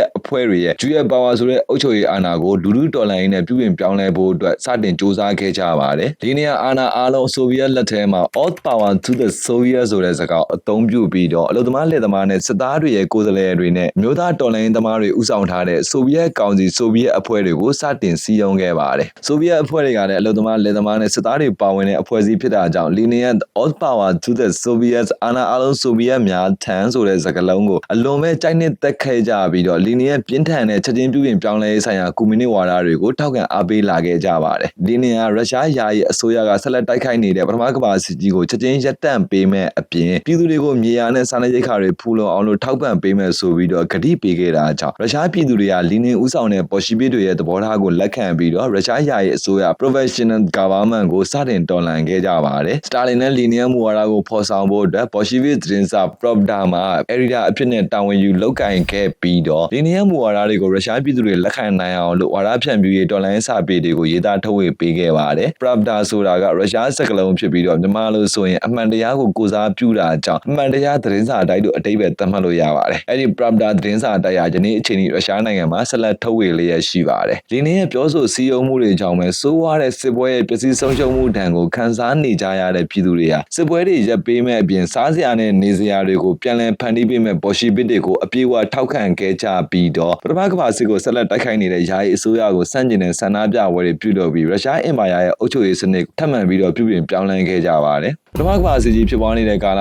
1918ခုနှစ်ဇူလိုင်လမှာရုရှားအင်ပါယာရဲ့ယာယီအစိုးရကိုစန့်ကျင်တဲ့ဆန္ဒပြပွဲတွေကကြီးမားစွာထွက်ပေါ်လာတဲ့အတွက်နိုင်ငံရေးလှုပ်ဆောင်သူဘော်ရှီဗစ်ခေါင်းဆောင်အများပြားဟာဖမ်းဆီးထိန်းသိမ်းခြင်းကိုခံခဲ့ကြရပေမဲ့စတာလင်ကတော့အဲ့ချိန်မှာထင်ရှားတဲ့ဘော်ရှီဗစ်ခေါင်းဆောင်တယောက်မဖြစ်သေးတာကြောင့်ပဲရုရှားယာယီအစိုးရရဲ့ဖမ်းဆီးထိန်းသိမ်းခြင်းထံကိုတော့မခံခဲ့ရပါဘူးလီနင်ကတော့အဓိကနိုင်ငံရေးလှုပ်ရှားသူဘော်ရှီဗစ်ခေါင်းဆောင်တယောက်အနေနဲ့ရုရှားယာယီအစိုးရရဲ့ဖမ်းဝရမ်းထုတ်ခြင်းကိုခံခဲ့ရတာကြောင့်ပဲစတာလင်ရဲ့အကူအညီနဲ့ဖင်လန်နိုင်ငံကိုထွက်ပြေးတိမ်းရှောင်သွားခဲ့ရပါတယ်နောက်ထပ်2လကြာ1918ခုနှစ်အောက်တိုဘာလမှာလီနီယာမြို့တော်ပီတိုဂရက်ကိုပြန်လာပြီးတော့ဘော်ရှီဗစ်တွေကိုအမြန်ဆုံးအာဏာသိမ်းယူဖို့အတွက်တိုက်တွန်းခဲ့ပါတယ်ဒါပေမဲ့လည်းစတာလင်ပါဝင်ဘော်ရှီဗစ်တွေကချက်ချင်းအာဏာသိမ်းဖို့အတွက်ကန့်ကွက်ခဲ့တာကြောင့်လီနီယာအောက်တိုဘာလ23ရက်နေ့မှာအရေးပေါ်အစည်းအဝေးတစ်ရက်ပြုလုပ်ပြီးတော့လီယွန်ထရော့စကီဦးဆောင်တဲ့ဘော်ရှီဗစ်လက်နက်ကိုင်တပ်ဖွဲ့တွေကိုချက်ချင်းအာဏာသိမ်းယူဖို့အတွက်အမိန့်ပေးခဲ့ပါတယ်လီယွန်ထရော့စကီဦးဆောင်တဲ့ဘော်ရှီဗစ်လက်နက်ကိုင်တပ်ဖွဲ့တွေရဲ့လက်နက်ကိုင်အာဏာသိမ်းယူမှုကြောင့်အင်အားနည်းနေတဲ့ရုရှားယာယီအစိုးရဟာပြိုလဲသွားခဲ့ရပြီးတော့လီနင်ဦးဆောင်တဲ့ဘော်ရှီဗစ်ဆိုဗီယက်ကောင်စီတွေကရုရှားအင်ပါယာရဲ့အုပ်ချုပ်ရေးအာဏာကိုအပြည့်အဝပဲထိန်းချုပ်ရယူနိုင်ခဲ့ကြပါတယ်1918ခုနှစ်မတ်လမှာအာဏာရလာတဲ့လီနင်နဲ့လီယွန်ထရော့စကီဦးဆောင်တဲ့ဘော်ရှီဗစ်လက်နက်ကိုင်တပ်ဖွဲ့တွေကသူတို့ရဲ့ဂတိအတိုင်းပဲဂျာမနီနဲ့စစ်ပင်ငင်းစာချုပ်ကိုချုပ်ဆိုပြီးတော့ပထမကမ္ဘာစစ်ကြီးကနေတရားဝင်နှုတ်ထွက်ခဲ့တဲ့အပြင်စစ်ပွဲရဲ့တန်ကိုရှောင်ရှားနိုင်ဖို့အတွက်ရုရှားအင်ပါယာရဲ့မြို့တော်ပီတိုဂရက်ကိုလည်းမော်စကိုကိုပြောင်းလဲပြီးတော့ဖွင့်လှစ်ခဲ့ပါတယ်လီနင်ဟာသဲဥစမိုင်အုပ်ချုပ်ရေးစနစ်ကိုအပြီးတိုင်ဖျက်သိမ်းတဲ့အနေနဲ့ဘီရင်စနစ်ရဲ့အုပ်ချုပ်ရေးကိုထောက်ခံသူတွေမရှိစေဖို့အတွက်ရည်ရွယ်ပြီးတော့ရုရှားအင်ပါယာရဲ့ဇာဘီရင်နီကိုလက်ဒီစကန်နဲ့သူ့ရဲ့တော်ဝင်မိသားစုတွေကိုတပ်ပစ်ခိုင်းခဲ့တာကြောင့်ရုရှားအင်ပါယာနှစ်ပေါင်း300ကျော်တန်းရှိနေပြီဖြစ်တဲ့အုပ်ချုပ်သူရိုမန်နော့မင်းဆက်ဟာလုံးဝကိုပဲပြတ်သုံးသွားခဲ့ရပါတယ်အဲ့ချိန်မှာလီနင်ဦးဆောင်တဲ့ဘော်ရှီဗစ်တွေဟာသူတို့ကအခြားဆိုရှယ်လစ်တွေနဲ့မတူတော့ဘဲနဲ့တနိုင်ငံလုံးတာလူညီမျှတဲ့အခွင့်အရေးကိုရရှိစေနိုင်ဖို့အတွက်ဘုံသဘောထားစနစ်ရဲ့ကွန်မြူနစ်ဝါဒကိုသာဆွဲကင်ထားတဲ့သူတွေဖြစ်ကြောင်းကိုတရားဝင်ထုတ်ဖော်ပြသတဲ့အနေနဲ့1918ခုနှစ်မတ်လ6ရက်နေ့ကနေ8ရက်နေ့အထိကျင်းပခဲ့တဲ့ခုနှစ်ချိန်မြောက်ပါတီညီလာခံအစည်းအဝေးပွဲမှာပါတီရဲ့မူလနာမည်ရုရှားဆိုရှယ်ဒီမိုကရက်တစ်အလုပ်သမားပါတီ RSDLP ဘော်ရှီဗစ်ကိုရုရှားကွန်မြူနစ်ပါတီဘော်ရှီဗစ်လို့တရားဝင်ပြောင်းလဲပြီးတော့ခေါ်ဆိုခဲ့ကြပါတယ်ဒီနေရာအစိုးရတဲ့ Council of People's Commissar လို့ခေါ်တဲ့ဝန်ကြီးများအဖွဲ့ကိုစတင်ဖွဲ့စည်းတည်ထောင်ခဲ့ပြီးတော့ရုရှားအင်ပါယာအောက်မှာရှိနေတဲ့တိုင်းရင်းသားလူမျိုးတွေကိုစီးရုံးနိုင်ဖို့အတွက်ရုရှားလူမျိုးမဟုတ်တဲ့ဂျော်ဂျီယာနိုင်ငံသားစတာလင်ကိုရုရှားအင်ပါယာအောက်မှာရှိတဲ့လူမျိုးစုတွေရဲ့ဝန်ကြီး People's Commissar of Nationality အဖြစ်နဲ့တရားဝင်ယာရုပေးခန့်အပ်ခဲ့ပါတယ် People's Commissar of Nationality ဆိုတဲ့တိုင်းရင်းသားရေးရာဝန်ကြီးယာရုအရာစတာလင်ဟာလူမျိုးစုတွေရဲ့အခွင့်အရေးကိုကာကွယ်ပေးဖို့အတွက်နဲ့ဗဟိုအစိုးရနဲ့လူမျိုးစုတွေရဲ့ကြားထဲမှာကောင်းမွန်တဲ့ဆက်ဆံရေးကိုတည်ဆောက်ပြီးပြည်ထောင်စုစည်းလုံးမှုမပြုတ်ဝဲအောင်လို့လှုံ့ဆော်ဖို့အတွက်တာဝန်ယူခဲ့ရတဲ့အပြင်ဒီနေ့ဘော်ရှီဗစ်အမျိုးသားရဲ့အတွေးခေါ်တွေကိုတိုင်းရင်းသားလူမျိုးတွေလက်ခံနိုင်အောင်လို့စီယုံရေးအနေနဲ့ဝါဒဖြန့်ဖြူးလုပ်ငန်းတွေကိုပါတာဝန်ယူလှုံ့ဆော်ခဲ့ရပါတယ်ဒါကြောင့်ပဲရုရှားအင်ပါယာဆိုဗီယက်ပြည်ထောင်စုရဲ့နိုင်ငံရေးပြောင်းလဲပုံနဲ့ပတ်သက်ပြီးတော့တမိုင်းပညာရှင်အများစုကတော့လီနီယာပြုပြင်ပြောင်းလဲလမ်းစဉ်ကိုချမှတ်ခဲ့တဲ့စီမံခန့်ခွဲရေးအမိန့်တွေကိုပေးတဲ့လမ်းစဉ်ချမှတ်သူမူဝါဒဖော်ဆောင်သူဖြစ်ပြီးတော့စတာလင်ကတော့လက်တွေ့နိုင်ငံပြုပြင်ပြောင်းလဲဆိုင်ရာလုပ်ငန်းတွေကိုအကောင့်ထဲပေါ်လှုပ်ဆောင်သူမူဝါဒကိုကျွမ်းကျင်စွာပုံဖော်နိုင်သူအဖြစ်နဲ့တမိုင်းမှတ်တမ်းတင်ထားခဲ့ကြပါတယ်1918ခုနှစ်မှာတကမ္ဘာလုံးတိုင်းတာနဲ့ပထမကမ္ဘာစစ်ကြီးကပြီးဆုံးသွားခဲ့ပေမဲ့ရုရှားပြည်တွင်းမှာတော့လီနီရဲ့အရင်ရှင်တော်လှန်ရေးအမျိုးသားရေးဝါဒကွန်မြူနစ်စနစ်ဘော်ရှီဗစ်အလန်နီတွေကိုမကြိုက်ကြတဲ့လက်ဝဲဆိုရှယ်လစ်တော်လှန်ရေးသမားတွေကအနောက်နိုင်ငံမဟာမိတ်အုပ်စုတွေနဲ့အရင်ရှင်နိုင်ငံတွေရဲ့ထောက်ခံချက်နဲ့အတူလီနင်ဦးဆောင်တဲ့ဘော်ရှီဗစ်ကွန်မြူနစ်အစိုးရကိုဖြုတ်ချဖို့အတွက်ဆိုရှယ်လစ်အမျိုးသားရေးဝါဒအလံပြူတပ်မတော်ဆိုပြီးတော့လက်နက်ကင်တော်လှန်ရေးအနေနဲ့ပြည်တွင်းစစ်ကိုစတင်ခဲ့ပါတယ်ရုရှားအင်ပါယာအတွင်းမှာပြည်တွင်းစစ် Civil War ပေါ်ပေါက်လာတဲ့အခါမှာတော့လီနီယာစတာလင်ကိုဇာရီဇင်မျိုးရဲ့ကာကွယ်ရေးတာဝန်ခံအဖြစ်ခန့်အပ်တာဝန်ပေးခဲ့ပြီးတော့စစ်ပွဲတွေကိုပါဝင်တိုက်ခိုက်စေခဲ့ပါတယ် အိမ်မျိုးကနောက်ပိုင်းစတာလင်အာဏာရလာတဲ့အချိန်မှာတော့စတာလင်ဂရက်ဆိုပြီးတော့နာမည်ပြောင်းလဲခေါ်တွင်ခဲ့တဲ့မြို့ဖြစ်ပြီးတော့ဒုတိယကမ္ဘာစစ်ရဲ့သမိုင်းမှာအင်အားကြီးနာသီဂျာမနီစစ်တပ်ကိုစစ်ရှုံးနိုင်သွားစေခဲ့တဲ့သမိုင်းဝင်မြို့လည်းဖြစ်ပါတယ်စတာလင်ဟာရုရှားပြည်တွင်းစစ်အတွင်းမှာလီနီယံစစ်ကူမျိုးနဲ့ဝါဒအတိုင်းစစ်ပွဲအတွက်လိုအပ်တဲ့အစားအစာနဲ့ထောက်ပံ့ရေးပစ္စည်းတွေကိုနိုင်ငံအပိုင်အဖြစ်မတရားသိမ်းဆည်းပြီးတော့ဘော်ရှီဗစ်လန်နီတပ်တွေအဓိကတည်ရှိနေတဲ့မော်စကိုနဲ့ပီတိုဂရက်စတဲ့မြို့ကြီးတွေစီကိုစားနပ်ရိက္ခာနဲ့ထောက်ပံ့ရေးပစ္စည်းတွေရောက်ရှိနိုင်အောင်လို့စီမံဆောင်ရွက်ခံခွဲပေးခဲ့ပါတယ်ပြီးတော့စတာလင်ဟာစစ်မြေပြင်မှာစီကံဖောက်တဲ့တပ်သားတွေနဲ့တစ္ဆာဖောက်တဲ့အဖွဲ့သားတွေကိုရက်ဆက်စွာရှင်းလင်းခဲ့တဲ့အပြင်လက်ဝဲဝါဒီဆိုရှယ်လစ်တော်လှန်ရေးသမားအလံပြူတွေကိုကြမ်းတမ်းစွာနဲ့နှိမ်နင်းခဲ့တာကြောင့်တမ်မီလူသားမန်အော့စတီစတာလင်ဆိုတဲ့သူ့ရဲ့နာမည်ဟာဘော်ရှီဗစ်ခေါင်းဆောင်တွေကြားမှာအထူးကြော်ကြားထင်ရှားလာခဲ့ပါတယ်။၄နှစ်ကြာရုရှားပြည်တွင်းစစ် Civil War ပြီးသွားတဲ့အခါမှာတော့လီနင်ဦးဆောင်တဲ့ရုရှားကွန်မြူနစ်ပါတီဘော်ရှီဗစ်တွေဟာနီယောင်တက်အလန်နီတက်မတော်ရဲ့အင်အားနဲ့အလံပြူလက်ဝဲဆိုရှယ်လစ်တော်လှန်ရေးသမားတွေကိုအောင်မြင်စွာနဲ့ပဲနှိမ်နင်းတိုက်ခိုက်နိုင်ခဲ့ပါတယ်။1922ခုနှစ်ဧပြီလ3ရက်နေ့မှာတော့လီနင်ဟာပြည်တွင်းစစ်အတွင်းမှာရောဘရင်စနစ်ရဲ့တော်လှန်ရေးကာလမှာပါထိရောက်စွာစီမံခန့်ခွဲပြီးတော့အုပ်ချုပ်ရေးစနစ်နဲ့စီးရုံးရေးလုပ်ငန်းတွေကိုအောင်မြင်စွာလှုပ်ဆောင်နိုင်ခဲ့တဲ့စတာလင်ကိုရုံးလုပ်ငန်းဆောင်တာများကိုဦးစီးတဲ့ရုံးအကြီးအကဲရုံးတိုင်းအဖြစ်ခန့်အပ်ပေးဖို့အတွက်ရည်ရွယ်ပြီးတော့ရုရှားကွန်မြူနစ်ပါတီရဲ့အထွေထွေအတွင်းရေးမှူး General Secretary of the Party ဆိုတဲ့ယာတူကိုတရားဝင်ပေးအပ်ခဲ့ပါတယ်။ဒီနေရာစတာလင်ကိုပါတီရဲ့နိုင်ငံလမ်းစဉ်ချမှတ်ပြီးမူဝါဒအကောင့်တွေအဖို့လှုပ်ဆောင်ဖို့အတွက်ပါတီအတွင်းရေးမှူးဆိုတဲ့ယာတူကိုပေးအပ်ခဲ့တာမဟုတ်ပင်မဲ့လေစတာလင်ကတော့ရုရှားကွန်မြူနစ်ပါတီရဲ့အတွင်းရေးမှူးဆိုတဲ့ယာတူကိုရတဲ့အချိန်ကနေစတင်ပြီးတော့ပါတီအတွင်းယာတူနေရာချထားရေးနဲ့လုပ်ငန်းဆောင်တာခွဲဝေပေးရေးတွေမှာသူ့ရဲ့အာဏာကိုတည်ဆောက်နိုင်ဖို့အတွက်အပြုပြင်ပြောင်းလဲလုပ်ငန်းတွေကိုလှုပ်ဆောင်ခဲ့ပါတယ်။ပါတီရဲ့အုပ်ချုပ်ရေးစီးရုံးရေးနဲ့လူဆောင်အရင်မြင့်ဆိုင်ရာကိစ္စရပ်တွေကိုစနစ်တကျနဲ့စီမံခန့်ခွဲရေးအတွက်အပြည့်အဝအာဏာရှိနေတဲ့ရုရှားကွန်မြူနစ်ပါတီရဲ့အထွေထွေအတွင်းရေးမှူးဆိုတဲ့ယာတူဟာစတာလင်ရဲ့ဘဝကို20ရာစုတမိုင်းမှာရုရှားအင်ပါယာဆိုဗီယက်ပြည်ထောင်စုရဲ့အုပ်ချုပ်သူအဖြစ်နဲ့ဩဇာအာဏာအကြီးမားဆုံးပုဂ္ဂိုလ်တစ်ယောက်ဖြစ်စေမဲ့သူ့ရဲ့ဘဝလမ်းကြောင်းပေါ်ကိုရောက်ရှိစေခဲ့ခြင်းလည်းဖြစ်ပါတယ်။ပြည်တွင်းစစ်ပြီးသွားတဲ့အချိန်1922ခုနှစ်ဒီဇင်ဘာလမှာတော့လီနင်ဦးဆောင်တဲ့ဘော်ရှီဗစ်အစိုးရဟာရုရှားအင်ပါယာကိုဘော်ရှီဗစ်တို့အုပ်ချုပ်သောဆိုဗီယက်ပြည်ထောင်စုအဖြစ်နဲ့ဂျော်ဂျီယာနဲ့ယူကရိန်းအပါအဝင်အရှေ့ဥရောပဘော်ဒစ်ဒေသကော့ကေးဆန်နဲ့ဗိုလ်အာရှဒေသတွေမှာရှိနေတဲ့ဆိုဗီယက်နိုင်ငံပေါင်း15နိုင်ငံနဲ့ဆိုရှယ်လစ်ပြည်ထောင်စုဆိုဗီယက်သမ္မတနိုင်ငံ USSR အဖြစ်နဲ့စတင်ဖွဲ့စည်းတည်ထောင်ခဲ့ပါတယ်။ဆိုဗီယက်သမ္မတနိုင်ငံဆိုတာကအလုသမားလယ်သမားနဲ့စစ်သားတွေပါဝင်တဲ့အဖွဲ့အစည်းကဘုံသဘောတူညီချက်နဲ့အုပ်ချုပ်ထားတဲ့ကွန်မြူနစ်သမ္မတနိုင်ငံတွေကိုဆိုလိုခြင်းပဲဖြစ်ပါတယ်။ဘော်ရှီဗစ်တို့အာဏာရလာပြီးတဲ့အခါမှာရုရှားကွန်မြူနစ်ပါတီရဲ့အထွေထွေအတွင်းရေးမှူးဆိုဗီယက်ပြည်ထောင်စုရဲ့တိုင်းသားရေးရာဝန်ကြီးစတာလင်နဲ့ရုရှားကွန်မြူနစ်ပါတီရဲ့ဥက္ကဋ္ဌဆိုဗီယက်ပြည်ထောင်စုရဲ့နိုင်ငံခေါင်းဆောင်လီနင်ဟာဂျော်ဂျီယာနိုင်ငံခွဲထွက်ရေးကိစ္စနဲ့ပတ်သက်ပြီးတော့သဘောထားကွဲလွဲမှုတွေအကြီးအကျယ်ဖြစ်ပွားခဲ့ပါတယ်။ဖြစ်စဉ်ကတော့လီနင်ကဂျော်ဂျီယာဆိုဗီယက်သမ္မတနိုင်ငံကိုရုရှားဆိုဗီယက်သမ္မတနိုင်ငံရဲ့ပုံစံအတိုင်းပဲ Federation ပြည်ထောင်စုပုံစံနဲ့ဒိုင်းတို့ညီတူအခွင့်အာဏာပေးအပ်ဖို့အတွက်ရည်ရွယ်ခဲ့ပေမဲ့စတာလင်ကတော့ဂျော်ဂျီယာဆိုဗီယက်သမ္မတနိုင်ငံကိုရုရှားဆိုဗီယက်သမ္မတနိုင်ငံရဲ့လက်အောက်မှာပဲဆက်လက်ပြီးတော့လက်အောက်ခံအဖြစ်နဲ့ထိန်းသိမ်းထားဖို့အတွက်လှုံ့ဆော်ခဲ့ခြင်းကြောင့်ဖြစ်ပါတယ်။ဂျော်ဂျီယာဒေသခံဘော်ရှီဗစ်တွေကဂျော်ဂျီယာနိုင်ငံအတွက်ကိုယ်ပိုင်အုပ်ချုပ်ခွင့်အခွင့်အာဏာကိုတောင်းဆိုတာနဲ့ပတ်သက်ပြီးစတာလင်ကဒေသခံဘော်ရှီဗစ်ခေါင်းဆောင်တွေကိုပြင်းပြင်းထန်ထန်နှိပ်ကွပ်ခဲ့တာကြောင့်လီနီယာစတာလင်ကိုရုရှားအမျိုးသားရေးစိတ်သက်ဆန်လွန်းတယ်လို့အပြစ်တင်ဝေဖန်ခဲ့ပြီးတော့အာဏာကိုစနစ်တကျအသုံးမချတတ်တဲ့လူတစ်ယောက်အဖြစ်နဲ့အပြင်းထန်ပဲရှုတ်ချအပြစ်တင်ခဲ့ပါတယ်။ဒါပေမဲ့လည်း1922ခုနှစ်နောက်ပိုင်းမှာတော့လီနီယာလေဖြတ်ခြင်းယောဂကိုအပြင်းထန်ခံစားခဲ့ရတာကြောင့်နိုင်ငံသစ်ဖော်ဆောင်နိုင်မဲ့သူ့ရဲ့အုပ်ချုပ်ရေးစွမ်းရည်တွေဟာတိတိတသားနဲ့ကိုပဲလျော့ပါသွားခဲ့ရပါတယ်။ဒါကြောင့်ပဲ1922ခုနှစ်နှောင်းပိုင်းရုရှားပြည်တွင်းစစ်ပြီးသွားတဲ့အချိန်မှာလီနီယာဆိုဗီယက်ပြည်ထောင်စုရဲ့အုပ်ချုပ်ရေးရန်တရားကိုကောင်းမွန်စွာလည်ပတ်နိုင်ဖို့အတွက်ပါတီရဲ့အတွင်းရေးမှူးဖြစ်တဲ့စတာလင်ကိုပဲအားကိုးပြီးတော့နိုင်ငံရေးမူဝါဒတွေကိုဆက်လက်အကောင့်ထဲပေါ်လှုံ့ဆော်ခဲ့ရပါတယ်။စတာလင်ကလည်းရရှိလာတဲ့အခွင့်အရေးမှာသူ့ရဲ့ရုရှားကွန်မြူနစ်ပါတီရဲ့အတွင်းရေးမှူးဆိုတဲ့ယာဒူးအာဏာကိုအပြည့်အဝအသုံးချပြီးတော့ပါတီအတွင်းမှာပဲသူ့ရဲ့အာဏာကိုလျင်လျင်မြန်မြန်နဲ့တိစောက်ခဲ့ပါတယ်။1923ခုနှစ်မတ်လမှာလီနီယာလေဖြတ်ယောဂကြောင့်အော်တိုဘိုင်းသေပြီးတော့စကားမပြောနိုင်တော့တဲ့အခါမှာတော့ပါတီရဲ့စီမံခန့်ခွဲမှုနဲ့လုပ်ပိုင်ခွင့်အခွင့်အာဏာအားလုံးဟာလီနင်ကိုကိုစားပြုတဲ့စတာလင်ရဲ့လက်ထဲကိုအလိုလိုရောက်ရှိသွားခဲ့ပါတယ်။အဲ့ဒီအချက်တွေကြောင့်ပဲစတာလင်ဟာလီနင်သေဆုံးပြီးသွားတဲ့အခါမှာပါတီရဲ့လုပ်ပိုင်ခွင့်အခွင့်အာဏာကိုထိန်းချုပ်ထားတဲ့လီနင်ရဲ့အမွေဆက်ခံသူနိုင်ငံရေးခေါင်းဆောင်အဖြစ်နဲ့ရုရှားကွန်မြူနစ်ပါတီရဲ့ဆိုဗီယက်ပြည်ထောင်စုအတွင်းမှာအကျွမ်းမဲ့အာဏာကိုတည်ဆောက်နိုင်ခဲ့ခြင်းဖြစ်ပါတယ်။အမှန်တကယ်တော့လီနီယာစတာလင်ကိုအလွန်သဘောကျပြီးတော့သူရဲ့ဆက်ခံသူအဖြစ်နဲ့ထားရှိခဲ့တာတော့မဟုတ်ပါဘူး။အထူးသဖြင့်ဂျော်ဂျီယာအရေးနဲ့ပတ်သက်ပြီးတော့စတာလင်ရဲ့လှုံ့ဆော်ချက်တွေကိုပြင်းထန်တယ်လို့သတ်မှတ်ထားတာကြောင့်နောက်ပိုင်းပါတီအတွင်းမှာလည်းစတာလင်ကိုအလွန်ကြမ်းတမ်းရိုင်းဆိုင်တဲ့လူအဖြစ်ပြောဆိုရှုတ်ခ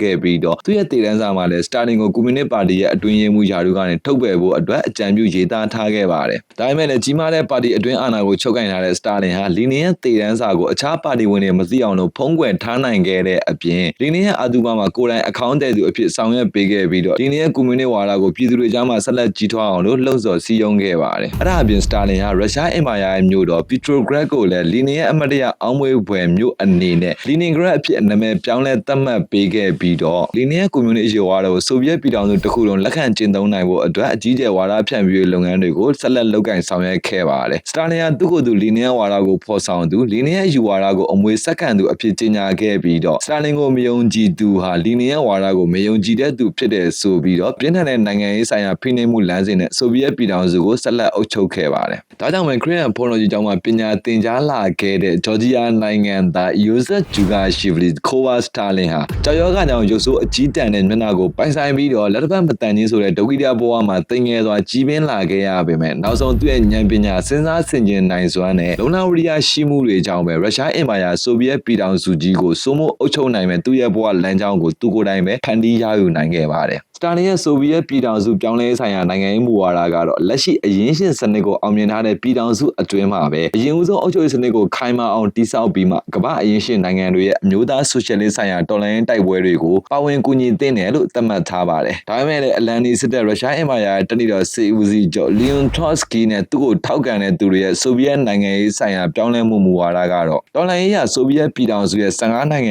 ံတည်းနဲ့ရပ်မနေသင့်ပဲနဲ့ကမ္ဘာလုံးတိုင်းတာနဲ့အရင်ရှင်တော်လှန်ရေးကိုဆက်လက်လှုပ်ဆောင်ပြီးတော့တမျိုးသားလုံးတာလူညီမျှမှုရဲ့ကမ္ဘာကွန်မြူနစ်စနစ်ကိုချက်ချင်းကောင်းတဲ့ဖော်ဆောင်ရွက်ဖို့အတွက်ပဲဖြစ်ပါတယ်။တနည်းအားဖြင့်ပြောရမယ်ဆိုရင်ဆိုဗီယက်ပြည်ထောင်စုရဲ့ဘုံသဘောထားတူညီမှုအမျိုးသားရေးကွန်မြူနစ်ဝါဒခိုင်မြဲဖို့အတွက်ဆိုရင်ရုရှားနိုင်ငံတနိုင်ငံတည်းမှာပဲတော်လှန်ရေးကိုလှုပ်ဆောင်တာလုံလောက်မှုမရှိတာကြောင့်တခြားကမ္ဘာအရင်ရှင်နိုင်ငံတွေမှာပါကွန်မြူနစ်ဝါဒပြန့်ပွားဖို့အတွက်တော်လှန်ရေးစစ်ပွဲတွေကိုဆက်လက်လှုပ်ဆောင်သင့်တယ်လို့ခံယူထားတဲ့အမြဲတမ်းတော်လှန်ရေးခံယူချက်တွေပဲဖြစ်ပါတယ်။ဒါကြောင့်ပဲပြည်တွင်းကွန်မြူနစ်အာဏာကိုသာအခိုင်အမာတည်ဆောက်ခြင်းနဲ့စတာလင်ဟာသူ့ရဲ့မူဝါဒတွေကိုကောင်းတဲ့ပေါ်လှုပ်ဆောင်နိုင်ဖို့အတွက်1925ခုနှစ်မှာအမြဲတမ်းတော်လှန်ရေးမူဝါဒကိုကင်ဆယ်ထားတဲ့တက်နီတော်ရဲ့စီဦးစီးချုပ်လီယွန်ထော့စကီကိုပါတီအတွင်းမဲခွဲဆုံးဖြတ်တဲ့စနစ်နဲ့သူ့ရဲ့ယာတုကနေတရားဝင်ပဲနှုတ်ထွက်စေခဲ့ပါတယ်။ရည်ရွယ်ချက်ကတော့စတာလင်ရဲ့နိုင်ငံရေးမူဝါဒကိုလက်မခံတဲ့သူတွေအတွက်အမြဲတမ်းအန္တရာယ်ရှိနေတယ်ဆိုတဲ့အကြောင်းကိုလက်တွေ့ပြသခြင်းပဲဖြစ်ပါတယ်။1928ခုနှစ်နှောင်းပိုင်းပွပွလင်းလေးနိုင်ငံရေးစံချိန်မှုတွေပေါ်ပေါက်လာတဲ့အခါမှာစတာလင်ဟာလီယွန်ထော့စကီကိုပြည်နေနံပေးပြီးတော့သူ့ရဲ့တပါတီအာဏာရှင်အုပ်ချုပ်ရေးစနစ်ကိုအပြည့်အဝပုံဖော်ဖန်တီးခဲ့ပါ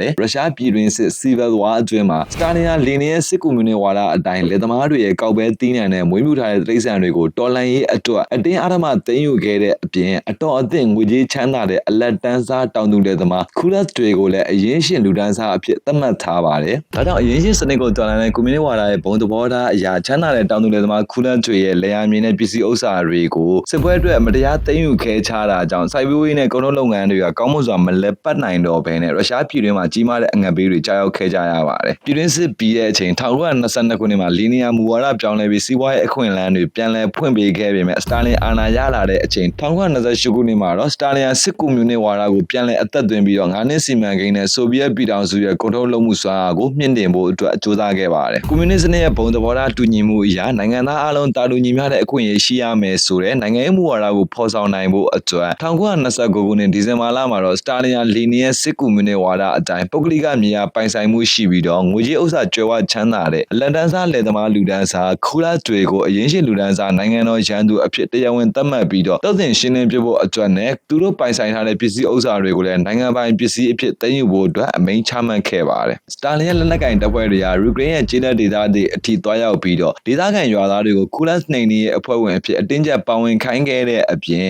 ်ခူလာတွေအကြောင်းကိုသတင်းပေးတိုင်ကြားတဲ့စင်ရဲသားလယ်သမားတွေကိုလည်းအခွင့်အရေးတွေပြန်လည်ပေးရပြီးတော့ခူလာနှိမ်နင်းရေးတွေကိုလှုံ့ဆော်ခဲ့တာကြောင့်အလက်တန်းစားလယ်သမားလူဒန်းစားခူလာတွေဟာကွန်မြူနစ်ပါတီရဲ့နှိမ်နင်းတပ်ဖြတ်ခြင်းကိုလင်းလင်းမြန်မြန်နဲ့ခံခဲ့ကြရပြီးတော့ကံကောင်းတဲ့ခူလာတွေကတော့ဆိုက်ဘေးရီးယားရဲ့ခူလာစခန်းတွေကိုပို့ဆောင်ပေးခြင်းခံခဲ့ရပါတယ်။နှိမ်နင်းခံရတဲ့လူချမ်းသာခူလာတွေဟာမိမိတို့ဘဝပိုင်ပစ္စည်းတွေကိုနိုင်ငံပိုင်အဖြစ်သိမ်းဆည်းခံကြရတဲ့အခါမှာတော့အသားတကြီးလက်မခံနိုင်ကြတာကြောင့်ပြန်လည်ခုခံမှုတွေလုပ်တဲ့အနေနဲ့သူတို့ရဲ့ပစ္စည်းဥစ္စာနဲ့ကျွမ်းနာတိရစ္ဆာန်တွေကိုကိုယ်တိုင်ပဲဖျက်ဆီးပြီးတော့ဘေးလို့ရာကိုထွက်ပြေးတိမ်းရှောင်ခဲ့ကြပါတယ်။ဒါပေမဲ့လည်းကွန်မြူနစ်နိုင်ငံရဲ့အရင်ရှင်လူဒန်းစားအဖြစ်သတ်မှတ်ခံထားရတဲ့ခူလာတွေဟာစတာလင်ရဲ့လက်ကနေလွတ်မြောက်အောင်ထွက်ပြေးတိမ်းရှောင်နိုင်ခြင်းမရှိဘဲနဲ့အများစုကတော့ရက်ဆက်စွာနဲ့တုတ်တင်ရှင်းလင်းခြင်းတံကိုခံခဲ့ကြရပါတယ်။ဒုတိယကမ္ဘာစစ်သမိုင်းမှာဟစ်တလာဦးဆောင်တဲ့နာဇီပါတီကဂျူးနဲ့အခြားလူမျိုးစုတွေကိုဥရောပမှာတုတ်တင်ရှင်းလင်းတယ်လို့မျိုးပဲစတာလင်ကဆိုဗီယက်ပြည်ထောင်စုအတွင်းမှာလူဒန်းစားအားလုံးတာလူညီမျှဖြစ်ရေးဆိုတဲ့ခေါင်းစဉ်နဲ့လက်တန်းစားလယ်သမားလူဒန်းစားခူလာတွေကိုတုတ်တင်ရှင်းလင်းအစီအစဉ်တွေလှုပ်ဆောင်ခဲ့ပါတယ်။1932ခုနှစ်မှာတော့စတာလင်ရဲ့အတင်းကျပ်ကုန်ထုတ်လုပ်ရေးမူဝါဒနဲ့လေယာဉ်မြေကုန်ထုတ်လုပ်ငန်း တွေကိုနိုင်ငံပိုင်ပစ္စည်းအဖြစ်သိမ်းယူခြင်းမူဝါဒတွေကြောင့်ပဲယူကရိန်းမှာငတ်မှုစေခြင်းဖြစ်အစုလိုက်အပြုံလိုက်ကိုတပ်ဖြတ်ခြင်းလို့အဓိပ္ပာယ်ရတဲ့လူလုံးငံပေးကြီး Holodomor ဟာဖြစ်ပွားလာခဲ့ပါတယ်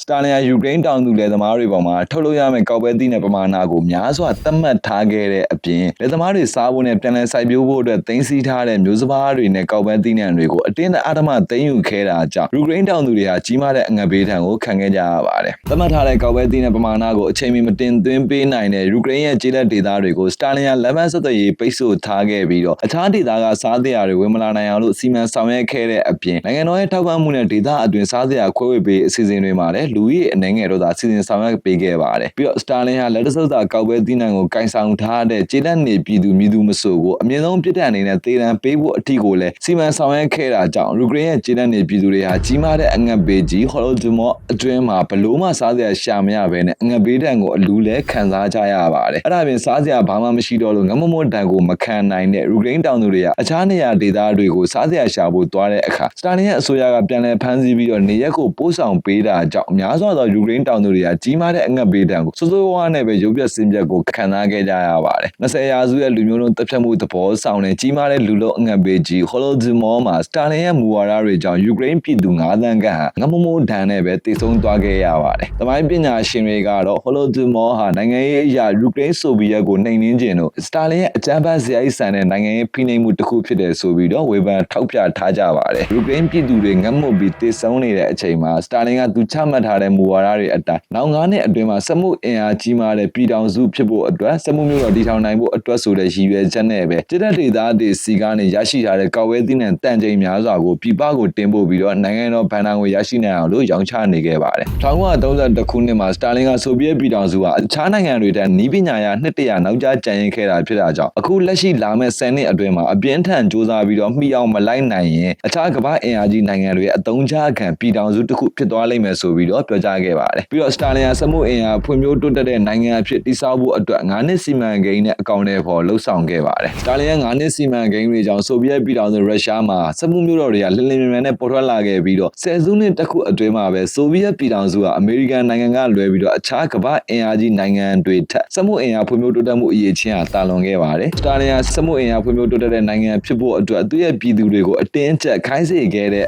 အပြင်သတ်မှတ်ချိန်အတိုင်းအလုပ်ပြီးစီအောင်မလုပ်နိုင်တဲ့သူတွေကိုပြင်းထန်တဲ့အဖြစ်ဒဏ်တွေပေးပြီးတော့စက်မှုအင်အားဖွံ့ဖြိုးတိုးတက်တဲ့နိုင်ငံတစ်ခုဖြစ်အောင်လို့အကောင့်ထဲပေါ်လှုပ်ဆောင်ခဲ့တာကြောင့်ဆိုဗီယက်ပြည်ထောင်စုဟာအချိန်တိုအတွင်းမှာပဲကမ္ဘာအင်အားကြီးစက်မှုနိုင်ငံတစ်ခုဖြစ်လာခဲ့ပါတယ်။1933ခုနှစ်မှာတော့စတာလင်ဟာဂျာမနီမှာအာဏာရလာတဲ့ National Socialist German အလို့သမားပါတီနာဇီပါတီရဲ့ခေါင်းဆောင်ဟစ်တလာနဲ့စတင်ဆက်သွယ်ခဲ့ပြီးတော့ဟစ်တလာရဲ့ Night of the Long Knife အာဏာသိမ်းခြင်းအစီအစဉ်ကိုအလုံးမဲ့သဘောကျနှစ်သက်ခဲ့ပါတယ်။ဒါပေမဲ့လည်းစတာလင်ဟာဟစ်တလာရဲ့အမျိုးသားရေးဖက်စစ်ဝါဒအန္တရာယ်ကိုစိုးရိမ်လာခဲ့တာကြောင့်အနောက်နိုင်ငံတွေနဲ့မဟာမိတ်တည်ဆောက်ဖို့အတွက်ကိုစိတ်ဝင်စားလာခဲ့ပါတယ်။စတာလင်ရဲ့အသက်56နှစ်အရွယ်1934ခုနှစ်နိုင်ငံရေးစုံညီအစည်းအဝေးပွဲတစ်ခုမှာဆိုဗီယက်ပြည်ထောင်စုရဲ့ကွန်မြူနစ်ခေါင်းဆောင်စတာလင်ရဲ့အကျွမ်းမဲ့အာဏာကိုချိန်ချောက်မှုတစ်ခုဟာထင်မထားလောက်အောင်ပဲစီးဝေးအတွင်းမှာထပ်မံဖြစ်ပွားလာခဲ့ပါတယ်။အကြောင်းကတော့စတာလင်ရဲ့ဂျန်နယ်နိုင်ငံရေးဖိနှိပ်မှုတွေကိုရုရှားကွန်မြူနစ်ပါတီရဲ့ပါတီအဖွဲ့ဝင်အများစုကလက်မခံကြတော့ဘဲနဲ့လီနင်ဂရက်မြို့ရဲ့ပါတီခေါင်းဆောင်ဆာကေခီရောကိုပါတီဥက္ကဋ္ဌအဖြစ်ရွေးချယ်တင်မြှောက်ဖို့အတွက်ပါတီအဖွဲ့ဝင်အများစုကထောက်ခံနေခဲ့ကြတာကြောင့်ပဲဖြစ်ပါတယ်။1934ခုနှစ်စက်တင်ဘာလ1ရက်နေ့မှာတော့ဆာချစ်ခီရောဟာလီနင်ဂရက်မှာရှိတဲ့သူ့ပါတီရုံးမှာပဲအခြားပါတီအဖွဲ့ဝင်တယောက်ရဲ့လုပ်ကြံတပ်ဖြတ်ခြင်းကြောင့်တည်ဆုံခဲ့ရပါတယ်။အဲ့ဒီချက်ကြောင့်ပဲစတာလင်ရဲ့အကြမ်းတမ်းဆုံးအာဏာတည်ဆောက်ခြင်းလို့ခေါ်တဲ့ The Great Path မဟာတုတ်တင်ရှင်းလင်းခြင်းလုပ်ငန်းစဉ်နိုင်ငံရေးတုတ်တင်မှုလှိုင်းကြီးဟာစတင်ဖြစ်ပေါ်ဖို့အတွက်အခွင့်အရေးရလာခဲ့ပါတယ်။ဆာချစ်ခီရောတည်ဆုံသွားတဲ့လုပ်ကြံမှုနဲ့ပတ်သက်ပြီးတော့စတာလင်တုတ်ပြန်မှုအနေနဲ့လုပ်ကြံတပ်ဖြတ်သူနဲ့တကွာမိသားစုဝင်တွေကိုတေးနှံပေးခဲ့ပြီးတော့ The Great Path ကိုအစတိုးတဲ့ဥပဒေအနေနဲ့တရားခွင်တွေကိုခုခံခြေပေါက်ခွင့်လုံးဝမပေးတဲ့ဥပဒေတရက်ကိုတရားဝင်ထုတ်ပြန်ကြေညာခဲ့ပါတယ်။စတာလင်ပါတီအတွင်းမှာလည်းပြင်းထန်စွာတုတ်တင်ရှင်းလင်းခြင်းနဲ့တန့်စင်ခြင်းလုပ်ငန်း Great Path ကိုကြမ်းတမ်းစွာကင်တွယ်ဖြည့်ရှင်းခဲ့တ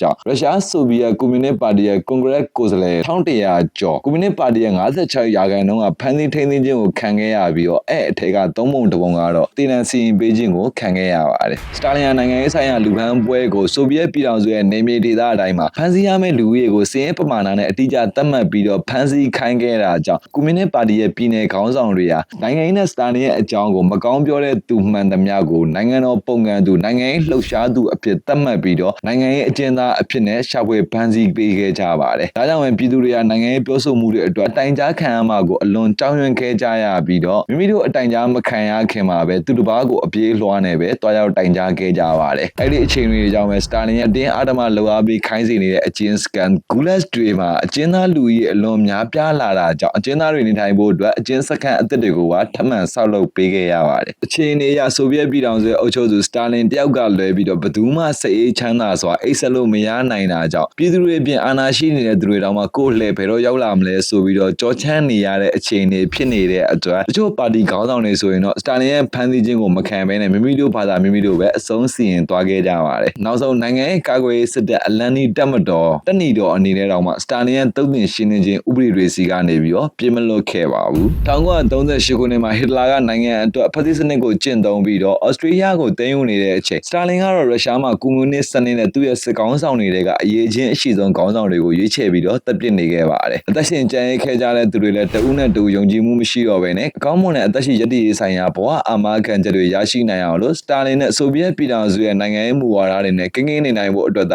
ကြိုးစားခဲ့ကြရပါတယ်။1939ခုနှစ်အတွင်းမှာဟစ်တလာရဲ့စစ်ရေးလှုပ်ရှားမှုတွေကြောင့်ဥရောပဟာစစ်ပွဲတွေကိုရောက်ရှိသွားတဲ့အခါမှာစတာလင်နဲ့သူ့နိုင်ငံလုံခြုံရေးကိုအထူးစိုးရိမ်လာခဲ့ပါတယ်။ဒါကြောင့်ပဲစတာလင်က Great Britain နဲ့မဟာမိတ်ဖွဲ့ဖို့အတွက်ပြင်ဆင်ခဲ့ပေမဲ့ဗြိတိန်ဘက်ကနေပြီးဘာမှတုံ့ပြန်မှုမပေးခဲ့တာကြောင့်ပဲစတာလင်နဲ့မတိကျအောင်ဆောင်နေခဲ့ရပါတယ်။ဒါပေမဲ့အဲ့အချိန်မှာဂျာမနီကမဟာမိတ်အဖြစ်နဲ့ငြိမ်းချမ်းရေးကမ်းလှမ်းလာတဲ့အခါမှာတော့စတာလင်ကချက်ချင်းပဲဝမ်းမြောက်ဝမ်းသာစွာနဲ့ကိုပဲသဘောတူလက်ခံခဲ့ပါတယ်။ဒုတိယကမ္ဘာစစ်မဖြစ်ပွားခင်9ရက်လို့1939ခုနှစ်ဩဂုတ်လ23ရက်နေ့မှာဟစ်တလာဦးဆောင်တဲ့အမျိုးသားရေးဖက်စစ်ဝါဒနာဇီဂျာမနီနဲ့ဆိုဗီယက်ပြည်ထောင်စုရဲ့အမျိုးသားရေးကွန်မြူနစ်ဝါဒစတာလင်တို့ဟာစန့်ကျင်ဘက်နိုင်ငံရေးဝါဒီတွေဖြစ်ချပင်မဲ့မျိုးသားရေးအကျိုးစီးပွားအတွက်နှစ်နိုင်ငံမကြီးကြော်ရေးနဲ့နယ်မြေခွဲဝေရေးစာချုပ် Molotov-Ribbentrop Pact လို့ခေါ်တဲ့ German Soviet Non-Aggression Pact ကိုသဘောတူလက်မှတ်ရေးထိုးခဲ့ကြပါတယ်။အဲဒီစာချုပ်ကြောင့်ပဲစတာလင်ကဒုတိယကမ္ဘာစစ်အတွင်းမှာနာဇီဂျာမနီရဲ့အန္တရာယ်ကိုရှောင်ရှားနိုင်ခဲ့ပြီလို့ယုံကြည်ခဲ့ပါတယ်။1940ပြည့်နှစ်ရဲ့နွေရာသီမှာမယုံနိုင်လောက်ပဲဂျာမနီစစ်တပ်တွေကဥရောပရဲ့တိုင်းလုံးနီးပါးကိုသိမ်းပိုက်နိုင်ခဲ့ပါတယ်။ဂျာမနီရဲ့ Blitzkrieg စစ်နည်းဗျူဟာအရလက်တစ်ပြက်ဝင်အောင်တိုက်ခိုက်တဲ့ပန်သာတင်ကားတပ်တွေကြောင့်ပဲဘယ်လ်ဂျီယမ်ဟော်လန်နဲ့ပြင်သစ်စစ်တပ်တွေဟာရက်တပတ်နှစ်ပတ်အတွင်းမှာပဲဂျာမနီရဲ့လက်အောက်ကိုကြောက်သွားခဲ့ရပါတယ်။ဂျာမနီကဥရောပမှာသိမ်းပိုက်စရာနယ်မြေမရှိတော့တဲ့အခါဥရောပရဲ့အရှေ့ဘက်ကနယ်မြေပိုင်ဆိုင်မှုများစွာရှိနေတဲ့ဆိုဗီယက်ပြည်ထောင်စုရုရှားကိုစတင်ပြီးတော့စိတ်ဝင်စားလာခဲ့ပါတယ်။စတာလင်ဟာဂျာမနီရဲ့ဥရောပအရှေ့ဘက်စစ်ရေးလှုပ်ရှားမှုတွေကိုကြိုတင်သတင်းရရှိခဲ့ပေမဲ့လည်းဖြူဟာဟစ်တလာအနေနဲ့သူကတိကိုသူပယ်ဖျက်မှာမဟုတ်ဘူးလို့စတာလင်ဟာယုံကြည်ခဲ့ပါတယ်။ဒါပေမဲ့လည်းအမျိုးသားအကျိုးစီးပွားကိုသာရှေ့ရှုတဲ့အဒေါ်ဟစ်တလာဟာဂျာမနီရဲ့လိုအပ်ချက်တွေကိုဖြည့်ဖို့အတွက်စတာလင်ရဲ့ဆိုဗီယက်ပြည်ထောင်စုရုရှားကို1941ခုနှစ်ဇွန်လ22ရက်နေ့မှာစတင်ပြီးတော့ကျူးကျော်တိုက်ခိုက်ခဲ့ပါတယ်။ဂျာမနီရဲ့စစ်တပ် Blitzkrieg နည်းဗျူဟာကြောင့်အစင်းစင်းမဖြစ်သေးတဲ့ဆိုဗီယက်ပြည်ထောင်စုရဲ့စစ်ကောင်ဆောင်အများအပြားဟာဖမ်းဆီးထိန်းသိမ်းခြင်းကိုခံခဲ့ရပြီးတော့တလအတွင်းမှာပဲလီနင်ဂရတ်နဲ့မိုင်ဒီယာအကွာမှာရှိတဲ့စမိုလန်မြို့ကိုဆိုဗီယက်ပြည်ထောင်စုဟာဆုံးရှုံးခဲ့ရပါတယ်။ Operation Barbarossa စတင်ပြီး4ရက်ကြာဇွန်လ26ရက်နေ့မှာဂျာမနီစစ်တပ်ဟာမြို့တော်မော်စကိုကိုတွားရအဓိကခန်းစစ်စခန်းဖြစ်တဲ့မင်းစ်မြို့ကိုဝန်းရံပိတ်ဆို့ထားခဲ့ပြီးတော့3ရက်အတွင်းဇွန်လ29ရက်နေ့မှာပဲအောင်မြင်စွာနဲ့တိုက်ခိုက်သိမ်းပိုက်နိုင်ခဲ့ပါတယ်။စစ်သည်အင်အား4သိန်းကျော်ရှိနေတဲ့မြို့တော်မော်စကိုရဲ့အဓိကခန်းစစ်စခန်းဖြစ်တဲ့မင်းစ်မြို့ဟာ9ရက်အတွင်းမှာပဲဂျာမနီတပ်တွေရဲ့တိုက်ခိုက်သိမ်းပိုက်ခြင်းတန်းကြောင့်စစ်ရှုံးနိုင်သွားတဲ့သတင်းကိုစတာလင်ကသိလိုက်ရတဲ့အခါမှာတော့အလုံးကိုတုံးလုံးခြောက်ချသွားခဲ့ရပြီးတော့သူကိုယ်တိုင်အန်ရယ်တွေကိုကြားရောက်နေပြီဆိုတာကိုသူကနားလည်ခဲ့ပါတယ်။ဒီနှုန်းအတိုင်းသာဂျာမနီကဆက်လက်တိုက်ခိုက်နေရင်ဆိုဗီယက်ပြည်ထောင်စုဟာအချိန်တို့အတွင်းမှာပဲအဖြစ်စည်းခံရတော့မယ်ဆိုတာကိုနားလည်သဘောပေါက်သွားတဲ့စတာလင်ဟာမင်းစ်မြို့ကျဆုံးသွားတာနဲ့ပတ်သက်ပြီးတော့တက်နီတော်ရဲ့စီဦးတီချုပ်ဂျူကော့ပါဝင်စစ်ကောင်းဆောင်အားလုံးကိုဒေါသတကြီးနဲ့စူပူကျိမ်းမောင်းအပြစ်တင်ခဲ့ပါတယ်။စတာလင်ဟာစိတ်ပြက်လက်ပြအမူအရာတွေနဲ့ရှုံးနေသွားတဲ့လူတယောက်လိုမျိုးလဲကျပြီးတော့ရရအားလုံးကိုဆုံးရှုံးသွားပြီးငါလက်လျှော့လိုက်ပြီဒီနေ့ကငါတို့နိုင်ငံကိုတီထောင်ခဲ့တာခုတော့ငါဖျက်ဆီးပစ်လိုက်ပြီလို့သူကဝန်နဲ့စွာနဲ့ညီတွားနေခဲ့ပါတယ်။စူပူကျိမ်းမောင်းလို့ပြီးသွားတဲ့အခါမှာတော့စတာလင်ကခရမ်လင်နန်းတော်ကနေပြီးတော့မော်စကိုရဲ့အစွန်ဖျားမှာရှိတဲ့သူ့ရဲ့ကိုယ်ပိုင်ကျေးလက်အိမ်ဒတ်ကာကိုထွက်သွားခဲ့ပါတယ်။စတာလင်ကနိုင်ငံကာကွယ်ရေးနဲ့ပတ်သက်ပြီးလှုံ့ဆော်ဖို့အတွက်ဘာကိုစီမံဆောင်ရွက်ခဲ့ရမယ်ဆိုတာမိန့်ကြားခဲ့ခြင်းမရှိဘဲနဲ့ဂျာမနီရဲ့တိုက်ခိုက်ခြင်းကိုခံရတဲ့ဆိုဗီယက်ပြည်ထောင်စုကြီးကိုဒီတိုင်းထားပြီးတော့ထွက်သွားခဲ့တာပါ။ကျေးလက်နေကိုရောက်တဲ့အခါမှာတော့စတာလင်ကပလက်ကလထိုင်ပေါ်မှာမှိုင်းတွေငေးမောစွာနဲ့မလုံမရ ရက်ထိုင်ပြီးတော့သူတိဆောက်ထားတဲ့အရာတွေရဲ့ပစ္စည်းဆုံးရမယ့်အချိန်ကိုဒီတိုင်းသာထိုင်ဆောင်နေခဲ့ပါတယ်သူရဲ့အလုပ်ရုံ Kremlin နန်းတော်ကခေါ်ဆိုသူများဖုန်းအားလုံးကိုလည်းပြန်လည်ဖြေဆိုခြင်းမပြုလုပ်ဘဲနဲ့ဒီတိုင်းထိုင်ပြီးတော့သာနားထောင်နေခဲ့ပါ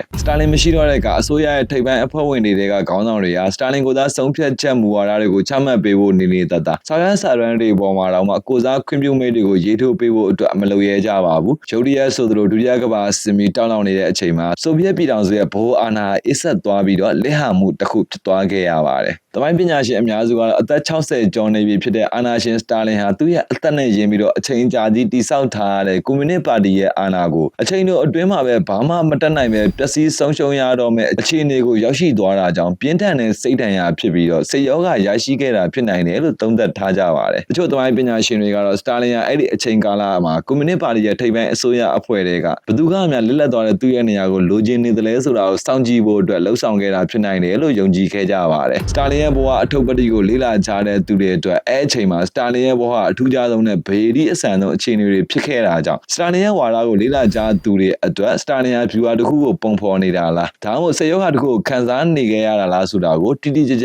ျပြောကြားသုံးသပ်ပေးနိုင်တဲ့သူတော့မရှိခဲ့ပါဘူးတချို့ကတော့စတာလင်ယူသွားတာတချို့ကတော့စတာလင်ကအချိန်နဲ့အချိန်ကာကိုအကောင်းဆုံးအသုံးချပြီးနိုင်ငံတွင်းမှာနိုင်ငံရေးအာဏာကိုစူးစီးမှုလုပ်ခဲ့တာလို့ပြောဆိုထားကြပါတယ်စတာလင်ရင်ဆိုင်နေရတဲ့အခြေအနေကတော့စစ်ရေးရှုံးနေခြင်းနဲ့ရုရှားအတွင်းမှာသူစ조사ထားသမျှအရာအလုံးပြိုလဲခြင်းပဲဖြစ်တာကြောင့်ဒီအခြေအနေကစတာလင်ရဲ့ဘဝအတွက်အကောင်းဆုံးအငြင်းပွားစရာအခြေအနေတစ်ခုဖြစ်ခဲ့ပါတယ်ရန်နိုင်ငံကြတဲ့အခါမှာတော့ဆိုဗီယက်ပြည်ထောင်စုရဲ့ထိပ်ပိုင်းကွန်မြူနစ်ခေါင်းဆောင်တွေကစတာလင်ရဲ့ကြည်လက်နေအိမ်ကိုလိုက်လာခဲ့ကြပါတယ်စတာလင်ကပင်မနှွမ်းနေပြီးတော့စိုးရင်ပုံမှန်တဲ့မျက်နှာနဲ့ကွန်မြူနစ်ခေါင်းဆောင်တွေကိုခမားတို့ဘာလာလောက်လဲလို့မေးခဲ့ပါတယ်သူထင်တာကတော့သူ့ရဲ့နိုင်ငံရေးဖိနှိပ်မှုတွေကြောင့်နိုင်ငံရေးသဘောထားမတူတဲ့ကွန်မြူနစ်ခေါင်းဆောင်တွေကသူ့ကိုအာဏာသိမ်းယူဖို့အတွက်လာရောက်ဖမ်းဆီးတာလို့ပဲသူကသတ်မှတ်ထားခဲ့တာပါဒါပေမဲ့လည်းဆိုဗီယက်ပြည်ထောင်စုရဲ့အုပ်ချုပ်ရေးအဖွဲ့ဝင်ကွန်မြူနစ်ခေါင်းဆောင်တွေရဲ့ပြောစကားကြောင့်စတာလင်ကလုံးဝကိုငြိမ်သက်နေရကနေပြီးတော့ချက်ချင်းကိုပဲလှုပ်လှုပ်ရှားရှားဖြစ်လာခဲ့ပါတယ်အကြောင်းကတော့အုပ်ချုပ်ရေးအဖွဲ့ဝင်ခေါင်းဆောင်တွေကစတာလင်ကိုသူတို့နဲ့အတူဌာနချုပ်ကိုပြန်လိုက်ခဲ့ဖို့အတွက်စီးရုံးခဲ့ပြီးတော့ဆိုဗီယက်ပြည်ထောင်စုရဲ့စစ်သေးနာပရိချုပ်အနေနဲ့ဒုက္ခရောက်နေတဲ့နိုင်ငံတော်ကိုကယ်တင်ပေးဖို့အတွက်တောင်းဆိုခဲ့ခြင်းကြောင့်ပဲဖြစ်ပါတယ်စိတ်သက်သာရပြီးတော့တည်ငြိမ်သွားတဲ့စတာလင်ဟာကျွန်တော်နိုင်ငံကိုအောင်ပွဲစီကိုခေါ်ဆောင်ပေးနိုင်ပါမလားကျွန်တော်ထပ်ပိုထိုက်တဲ့သူတွေရှိနိုင်ပါတယ်လို့ပြန်လည်မေးခွန်းထုတ်ခဲ့ပေမဲ့လည်းရုရှားကွန်မြူနစ်ပါတီရဲ့ခေါင်းဆောင်တွေကတော့ချက်ချင်းပဲဆိုဗီယက်ပြည်ထောင်စုနဲ့ရုရှားကိုဦးဆောင်နိုင်ဖို့အတွက်ခေါင်းဆောင်ကြီးတဲ့ပိုပြီးထိုက်တန်တဲ့သူမရှိတော့ပါဘူးလို့ဖြေကြားခဲ့ပါတယ်စတာလင်နဲ့သူ့ရဲ့အခြေအနေကိုပြန်လည်စတင်တဲ့အနေနဲ့ကွန်မြူနစ်ခေါင်းဆောင်တွေရဲ့ဆန္ဒအတိုင်းပဲဆိုဗီယက်ပြည်ထောင်စုနဲ့ရုရှားကိုကယ်တင်ဖို့အတွက်သူ့ရဲ့ပြတ်သားတဲ့ကွန်မြူနစ်ဝါဒနဲ့ခေါင်းဆောင်နိုင်မှုစွမ်းရည်ကိုထုတ်ဖော်ပြသခဲ့ပါတယ်စတာလင်ဟာအာဏာအားလုံးကိုဗဟိုကတိုက်ရိုက်ထိန်းချုပ်တဲ့အနေနဲ့နိုင်ငံတော်ကာကွယ်ရေးကော်မတီ GKO ကို1941ခုနှစ်ဇွန်လ30ရက်နေ့မှာစတင်ဖွဲ့စည်းခဲ့ပါတယ်။ဖွဲ့စည်းမှာစတာလင်ကဥက္ကဋ္ဌဖြစ်ပြီးတော့နိုင်ငံရေးစီးပွားရေးနဲ့စစ်ရေးဆုံးဖြတ်ချက်အားလုံးကိုနိုင်ငံတော်ကာကွယ်ရေးကော်မတီ GKO ကအကျွမ်းမဲ့အာဏာဖြင့်စီရင်ပိုင်ခွင့်ရှိခဲ့ပါတယ်။1941ခုနှစ်ဩဂုတ်လဒုတိယကမ္ဘာစစ်အတွင်းမှာတော့စတာလင်ကတက်နီတော်ရဲ့စစ်သေနာပရိချုပ်ဖြစ်တာဝန်ယူခဲ့ပြီးတော့စစ်ပွဲဆိုင်ရာစစ်စင်အမိန့်တွေကိုကိုယ်တိုင်တိုက်ရိုက်ချမှတ်ကဂျာမနီရဲ့ကျူးကျော်စစ်ကိုခုခံကာကွယ်ခဲ့ပါတယ်။စတာလင်ကစစ်လက်နက်ထုတ်လုပ်မှုစွမ်းရည်ကိုကာကွယ်ဖို့အတွက်ဂျာမနီမသိမ်းပိုက်ခင်ဆိုဗီယက်ပြည်ထောင်စုရဲ့အရှေ့ဘက်မှာရှိနေတဲ့စက်ရုံတွေကိုအလင်းအမြန်ပဲအနောက်ဘက်ဒေသစိုက်ဘေးရီးယားကိုပြောင်းရွှေ့ခဲ့ပါတယ်။ဒါကြောင့်ပဲရေရှည်စစ်ပွဲမှာဆိုဗီယက်ကဂျာမနီတဲ့စစ်လက်နက်နဲ့တင်ကားတွေကိုအဆက်မပြတ်နဲ့ပုံမှန်များပြားစွာထုတ်လုပ်နိုင်ခဲ့ပြီးတော့စစ်ရေးအခြေအနေကိုအလှည့်အပြောင်းဖြစ်စေခဲ့ပါတယ်။1941ခုနှစ်အောက်တိုဘာလမှာတော့ဂျာမနီစစ်တပ်ရဲ့တိုက်ခိုက်မှုကမြို့တော်မော်စကိုရဲ့စင်ဂျီဘုံမြို့ရွာတွေအထိကိုအလွန်နီးကပ်စွာနဲ့ရောက်ရှိလာခဲ့ပေမဲ့စတာလင်ကမြို့တော်မော်စကိုကိုမဆုံးခွာဘဲနဲ့နောက်ဆုံးအချိန်ထိခုခံကာကွယ်ဖို့အတွက်သာဆုံးဖြတ်ခဲ့ပါတယ်။နိုဝင်ဘာလ9ရက်နေ့မှာတော့စတာလင်ကမော်စကိုနဲ့25မိုင်အကွာမှာရှိနေတဲ့ရှေ့တန်းစစ်မြေပြင်မှာတိုက်ပွဲဝင်ဖို့ထွက်လာကြတဲ့ရှေ့တန်းထွက်ဆိုဗီယက်စစ်သည်တင့်ကားတပ်တွေကိုအမိမြေကိုကာကွယ်ပေးနေတဲ့သူရဲကောင်းစစ်သည်တွေအဖြစ်ချီးကျူးဂုဏ်ပြုပေးတဲ့စစ်ရေးပြဂုဏ်ပြုပွဲအခမ်းအနားတစ်ခုကိုကိုယ်တိုင်ဦးဆောင်ပြီးတော့ကျင်းပပြုလုပ်ပေးခဲ့ပါတယ်။ဒီရွေချက်ကတော့ဂျာမနီရဲ့အလင်းအမြန်တိုက်ခိုက်မှုတွေကြောင့်စစ်ရှုံးနေတဲ့ဆိုဗီယက်စစ်သားတွေရဲ့စိတ်ဓာတ်ကိုပြန်လည်မြင့်တင်တဲ့အနေနဲ့အမျိုးသားရဲ့စိတ်ဓာတ်ကိုပုံမနိုးကြအောင်လှုပ်ဆောင်ခြင်းပဲဖြစ်ပါတယ်။ရလဒ်အနေနဲ့တော့အမျိုးသားရဲ့စိတ်ဓာတ်ပြင်းထန်လာတဲ့ဆိုဗီယက်တပ်တွေရဲ့အစွမ်းကုန်ခုခံတိုက်ခိုက်မှုတွေကြောင့်နာဇီဂျာမနီမြို့တော်မော်စကိုကိုဆက်လက်တိုက်ခိုက်ဖို့အတွက်အပြင်းထန်မကြိုးစားတော့ဘဲနဲ့ဂျာမနီရဲ့လိုအပ်ချက်အရလောင်စာဆီဖြည့်ဆည်းနိုင်ဖို့အတွက်ဆိုဗီယက်ပြည်ထောင်စုရဲ့တောင်ပိုင်းကရေနံတွင်းတွေနဲ့စတာလင်ဂရတ်မြို့ကိုတိုက်ခိုက်သိမ်းပိုက်ဖို့အတွက်ဥတီချက်ပြောင်းသွားခဲ့ကြပါတယ်။ဒါကြောင့်ပဲဆိုဗီယက်တပ်တွေကဂျာမနီရဲ့အလုံးစုံဖျက်ဆီးခြင်းအန္တရာယ်ကနေကင်းလွတ်ခွင့်ရခဲ့ကြပြီးတော့စစ်အင်အားပြန်လည်ဖြည့်ဆည်းဖို့အတွက်အခွင့်အရေးတွေရရှိလာခဲ့ကြပါတယ်။အဲဒါဟာဒုတိယကမ္ဘာစစ်သမိုင်းမှာအင်အားကြီးမားပါတယ်ဆို ဆိုတဲ့ဂျာမနီစစ်တပ်ကိုစစ်ရှုံးနိုင်သွားစေ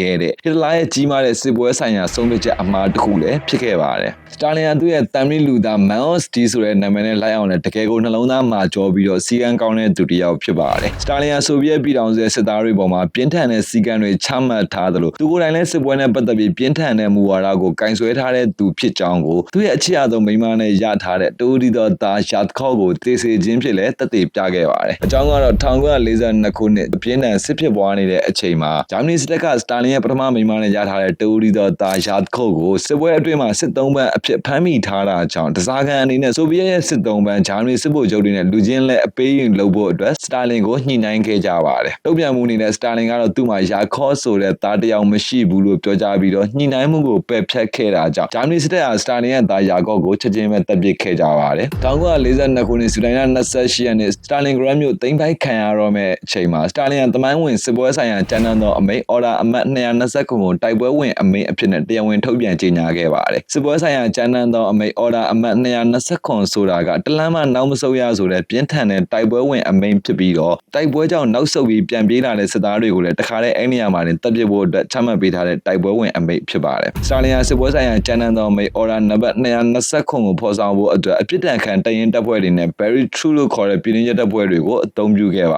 တယ်စတာလင်ကစစ်ပွဲအတွင်းမှာစီကံမလိုက်နိုင်တဲ့စစ်သားတွေစိတ်သက်ကြပြီးတော့ကြောင်းဝင်နေကြတဲ့စစ်သားတွေကိုအပြစ်ဒဏ်ခံတရင်တပ်ဖွဲ့တွေရဲ့စစ်သားအဖြစ်နဲ့ဖွဲ့စည်းခဲ့ပြီးတော့စီကံမလိုက်နိုင်မှုနဲ့ကြောင်းဝင်နေမှုရဲ့အပြစ်ဒဏ်အနေနဲ့ရန်သူနဲ့နီးကပ်စွာရှိနေတဲ့ရှေ့တန်းစစ်မြေပြင်တွေမှာအသေးခံတိုက်ခိုက်ဖို့အတွက်အမိန့်ချမှတ်ခဲ့ပါတယ်အဲ့ဒီအသေးခံတိုက်ခိုက်ဖို့အတွက်အမိန့်ပေးခံထားရတဲ့အပြစ်ဒဏ်ခံတပ်ဖွဲ့တွေရဲ့အနောက်မှာပြည်တွင်းရဲတပ်ဖွဲ့ LKVD အဖွဲ့ဝင်တွေကိုအတားဆီး very true တွေအနေနဲ့စတာလင်ကနေရာယူအသင့်ပြင်ခိုင်းထားခဲ့ပြီးတော့ရှေ့တန်းမှာအသေးခံမတိုက်ခိုက်ပဲနောက်ပြန်ဆုတ်ဖို့စ조사ကြတဲ့စစ်သားတွေကိုအဲ့နေရာမှာတခါတည်းပြတ်တက်ဖို့အတွက်တာဝန်ပေးထားခဲ့ပါတယ်ဒါကြောင့်ပဲဆိုဗီယက်ပြည်ထောင်စုရဲ့စစ်သားတွေကရန်သူရဲ့ကြည်စံတဲ့တရားမှထက်မိမိတို့ဘက်ကအတားဆီးတပ်စု LKVD တို့ရဲ့ပြတ်တက်ခြင်းကိုပုံမကြောက်ရွံ့နေခဲ့ရတာကြောင့်စတာလင်ရဲ့မူဝါဒနဲ့စစ်စည်းကမ်းကိုကောင်းမွန်စွာလိုက်နာပြီးတော့ရဲရဲဝံ့ဝံ့နဲ့တိုက်ခိုက်ခဲ့ကြပါတယ်ဒီအချက်ကြောင့်လည်းဒုတိယကမ္ဘာစစ်တမိုင်းမှာစစ်ရှုံးနေတဲ့ဆိုဗီယက်စစ်သားတွေရဲ့တိုက်ခိုက်မှုစွမ်းရည်ဟာမယုံနိုင်လောက်အောင်မြင့်တက်လာခဲ့ပြီးတော့နယ်မြေသိမ်းပိုက်မှုများစွာရထားတဲ့ဂျာမနီရဲ့အင်အားကြီးတင်ကားတပ်တွေကိုတံပြန်ထိုးစစ်ဆင်တိုက်ခိုက်နိုင်ခဲ့တဲ့အထိမာကျောလာခဲ့ကြပါတယ်ဆိုဗီယက်ပြည်ထောင်စုရဲ့တနည်းတော်ဟာစတာလင်ရဲ့ပြတ်သားတဲ့ဦးဆောင်မှုတွေကြောင့်ဂျာမနီကိုရဲရင်စွာခုခံတိုက်ခိုက်နိုင်ခဲ့တဲ့အပြင်ရုရှားရဲ့အိမ်များတဲ့ဆောင်းရသည်ကလည်းပြင်းထန်စွာတားဆီးပေးခဲ့တာကြောင့်တဖြည်းဖြည်းနဲ့ဂျာမနီတပ်တွေဟာသိမ်းပိုက်ရရှိထားတဲ့နေမြေတွေကိုစွန့်ခွာပေးခဲ့ရပြီးတော့ဒုတိယကမ္ဘာစစ်တမိုင်းရဲ့စစ်ပွဲအရှုံးဒဏ်တွေကိုလက်တွေ့ခံစားခဲ့ကြရပါတယ်စတာလင်ဟာအရင်းရှင်တော်လှန်ရေးကွန်မြူနစ်စနစ်ကိုကျင့်သုံးတဲ့သူဖြစ်ပေမဲ့လည်းဆိုဗီယက်ပြည်ထောင်စုရဲ့အကျိုးစီးပွားကိုကာကွယ်ဖို့အတွက်အနောက်ဥရောပရဲ့အရင်းရှင်နိုင်ငံတွေနဲ့စစ်ရေးမဟာမိတ်ပြုလုပ်ပြီးတော့ဂျာမနီကိုတွန်းလှန်တိုက်ခိုက်ခဲ့တာကြောင့်1943ခုနှစ်နိုဝင်ဘာလ28ရက်နေ့ကနေပြီးတော့ဒီဇင်ဘာလ1ရက်နေ့အထိကျင်းပခဲ့တဲ့အီရန်နိုင်ငံတီဟီယန်မြို့က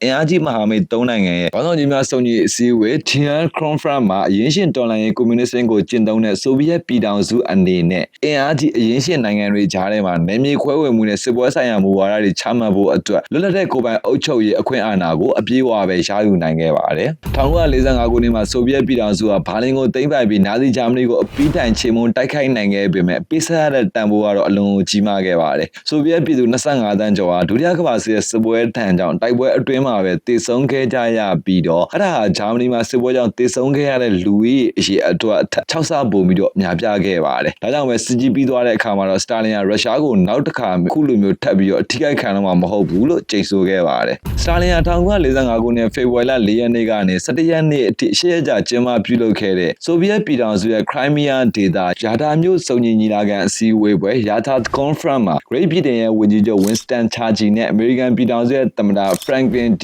Roosevelt တို့နဲ့ဒုတိယအကြိမ်တွေ့ဆုံဆွေးနွေးခဲ့ပြီးတော့စစ်ပခေတ်ဥရောပတိုက်ကိုဘယ်လိုပုံဖော်ကြမလဲဆိုတဲ့ဥရောပဆိုင်ရာတမိုင်းဝင်ဆုံးဖြတ်ချက်တွေကိုချမှတ်ခဲ့ကြပါတယ်အစည်းအဝေးပွဲရဲ့ဆုံးဖြတ်ချက်အရစစ်ရှုံးနိုင်သွားတဲ့ဂျာမနီကိုဆိုဗီယက်ပြည်ထောင်စုနဲ့ပြင်သစ်ပြည်တဲ့အမေရိကန်စတဲ့မဟာမိတ်3နိုင်ငံကဘာလင်မြို့အပါအဝင်ဂျာမနီနိုင်ငံလုံးကိုနေမြေအပိုင်း၄ပိုင်းခွဲခြားပြီးတော့အသီးသီးနဲ့လွတ်လပ်စွာပဲခွဲဝေအုပ်ချုပ်ဖို့အတွက်သဘောတူခဲ့ကြပါတယ်စတာလင်ဟာဂျာမနီရဲ့နေမြေခွဲဝေမှုဆိုင်ရာမူဝါဒသဘောထားတွေကိုလက်ခံခဲ့ပေမဲ့ဥရောပရဲ့အရှေ့ဘက်အချမ်းကိုတော့သူ့ရဲ့ထိန်းချုပ်မှုအောက်မှာပဲထားရမှာဖြစ်တဲ့အကြောင်းကိုပွပွလင်းလင်းနဲ့ပြတ်သားသားပဲပြောကြားခဲ့ပါတယ်အရင်ရှင်ဝါဒကြီးစိုးထားတဲ့အမေရိကန်နဲ့ Great Britain တို့ဟာစတာလင်ရဲ့အရင်ရှင်တော်လှန်ရေးကွန်မြူနစ်ဝါဒတွေပြန့်ပွားလာမှာကိုမလိုချင်ကြတာကြောင့်အရှေ့ဥရောပအရေးနဲ့ပတ်သက်ပြီးတော့ကြီးမားတဲ့သဘောထားကွဲလွဲမှုတွေဆက်လက်ဖြစ်ပေါ်လာခဲ့ကြပါတယ်ဝန်ကြီးချုပ် Winston Churchill ကတော့ဆိုဗီယက်ပြည်ထောင်စုနဲ့မဟာမိတ်တပ်တွေရဲ့အုပ်ချုပ်ရေးမူဝါဒ သဘောထားကွဲလွဲမှုတွေကြောင့်ပဲဥရောပတိုက်ကြီးက Iron Curtain လို့ခေါ်တဲ့တန်ကလကာကြီးတစ်ခုခြားနားသွားပြီလို့ပြောဆိုသုံးနှုန်းထားခဲ့ပါတယ်။ Crimea ဒေသရဲ့အာဏာညီလာခံဟာဒုတိယကမ္ဘာစစ်ကြီးမပြီးသေးခင်မှာစစ်ကြီးပြီးသွားရင်ဘယ်လိုဆက်လုပ်ကြမလဲဆိုတာကိုဆုံးဖြတ်ခဲ့ကြတာ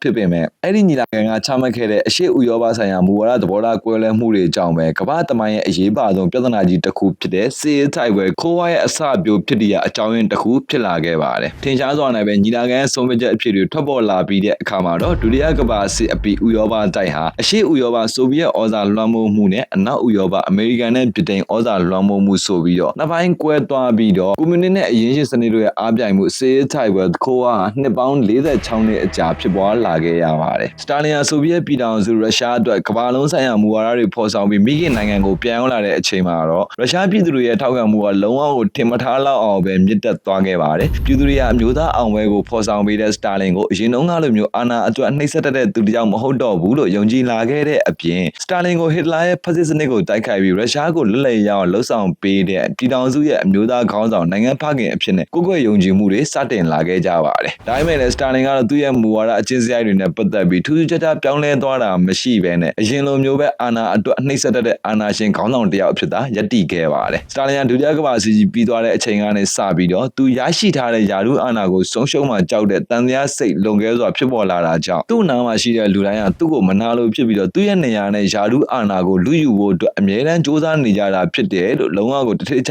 ျကြီးပဲသတ်မှတ်ယုံကြည်ထားခဲ့ပါတယ်။ဒါကြောင့်ပဲစတာလင်ကစစ်ပွဲပြီးဆုံးသွားလို့စစ်မြေပြင်ကအောင်ပွဲနဲ့တူပြန်လာတဲ့စစ်သားထောင်ပေါင်းများစွာကိုအဓမ္မလောအားပေးစကန်ဂူလာတွေစီကိုပို့ဆောင်ပြီးတော့ဖမ်းသည့်အကျဉ်းချခဲ့တဲ့အပြင်ဂျူးလူမျိုးပညာတတ်တဲ့ရုရှားလူမျိုးပညာရှင်ဆရာဝန်တွေကိုဥပဒေအတိုင်းပဲတရားစွဲဆိုပြီးတော့ဖမ်းဆီးတပ်ဖြစ်အကျဉ်းချခဲ့ပါတယ်။ဒုတိယကမ္ဘာစစ်ကြီးပြီးလို့၄နှစ်ကြာ1949ခုနှစ်ဒီဇင်ဘာလ21ရက်နေ့အသက်80ပြည့်နှစ်မွေးနေ့မှာစတာလင်ဟာဆိုဗီယက်ပြည်ထောင်စုရဲ့မြို့တော်မော်စကိုခရမင်နန်းတော်ကရှင်မြင်းနီမှာသူ့ရဲ့မွေးနေ့ပွဲကိုအထူးစီကာတိုင်မဲစွာနဲ့ကျင်းပပြုလုပ်ခဲ့ပါတယ်။မွေးနေ့ပွဲညစာစားပွဲကျင်းပမှာစတာလင်ဟာပရိုဂျက်တာမီးစလိုက်ပေါင်းများစွာကိုအသုံးပြုပြီးတော့သူ့ရဲ့မျက်နှာပုံတူကိုမော်စကိုမြို့ရဲ့ကောင်းကင်ယံမှာလှပစွာနဲ့မီးရောင်စုံအသုံးပြုပြီးတော့ခင်းကျင်းပြသခဲ့ပါတယ်။ရှိရကြကတော့ဆိုဗီယက်ပြည်ထောင်စုရဲ့တဦးတဲ့အုပ်ချုပ်သူကွန်မြူနစ်ခေါင်းဆောင်စတာလင်ဟာအမျိုးသားရေးအောင်ပွဲတွေကိုဖော်ဆောင်ပေးတဲ့နိုင်ငံဖခင်တယောက်ဖြစ်ပြီးတော့လူသားမန်တို့နဲ့မတူတဲ့ကြီးမြတ်တဲ့နိုင်ငံရေးခေါင်းဆောင်တယောက်ဖြစ်တာကြောင့်အရာရာကိုသိမြင်နိုင်စွမ်းရှိတဲ့စတာလင်ရဲ့မူဝါဒတွေကိုအကျွမ်းမရှိလိုက်နာယုံကြည်စေဖို့အတွက်ဆိုဗီယက်ပြည်သူတွေကိုနိုင်ငံရေးအရာဝါဒဖြန့်ဖြူးခြင်းပဲဖြစ်ပါတယ်။လက်တစ်ဖက်မတန်သူဒုက္ခိတအဖြစ်နဲ့ရုပ်ဆိုးတဲ့ကြောက်ပေါ်မျက်နှာကိုပိုင်ဆိုင်ထားတဲ့စင်ရသားဒေါ်သားလေးစတာလင်ကငွေကြေးမတက်နိုင်လို့ဂျော်ဂျီယာနိုင်ငံရဲ့ဘုန်းတော်ကြီးသည့်ပညာရေးကျောင်းမှာဘုန်းကြီးကျောင်းသားအဖြစ်နဲ့ခရစ်ယာန်ဘုန်းတော်ကြီးတစ်ပါးဖြစ်ဖို့ပညာသင်ယူခဲ့ပေမဲ့နောက်ဆုံးမှာကွန်မြူနစ်စနစ်ရဲ့အရင်းရှင်တော်လှန်ရေးသဘောထားကိုလက်ခံသဘောကျခဲ့တ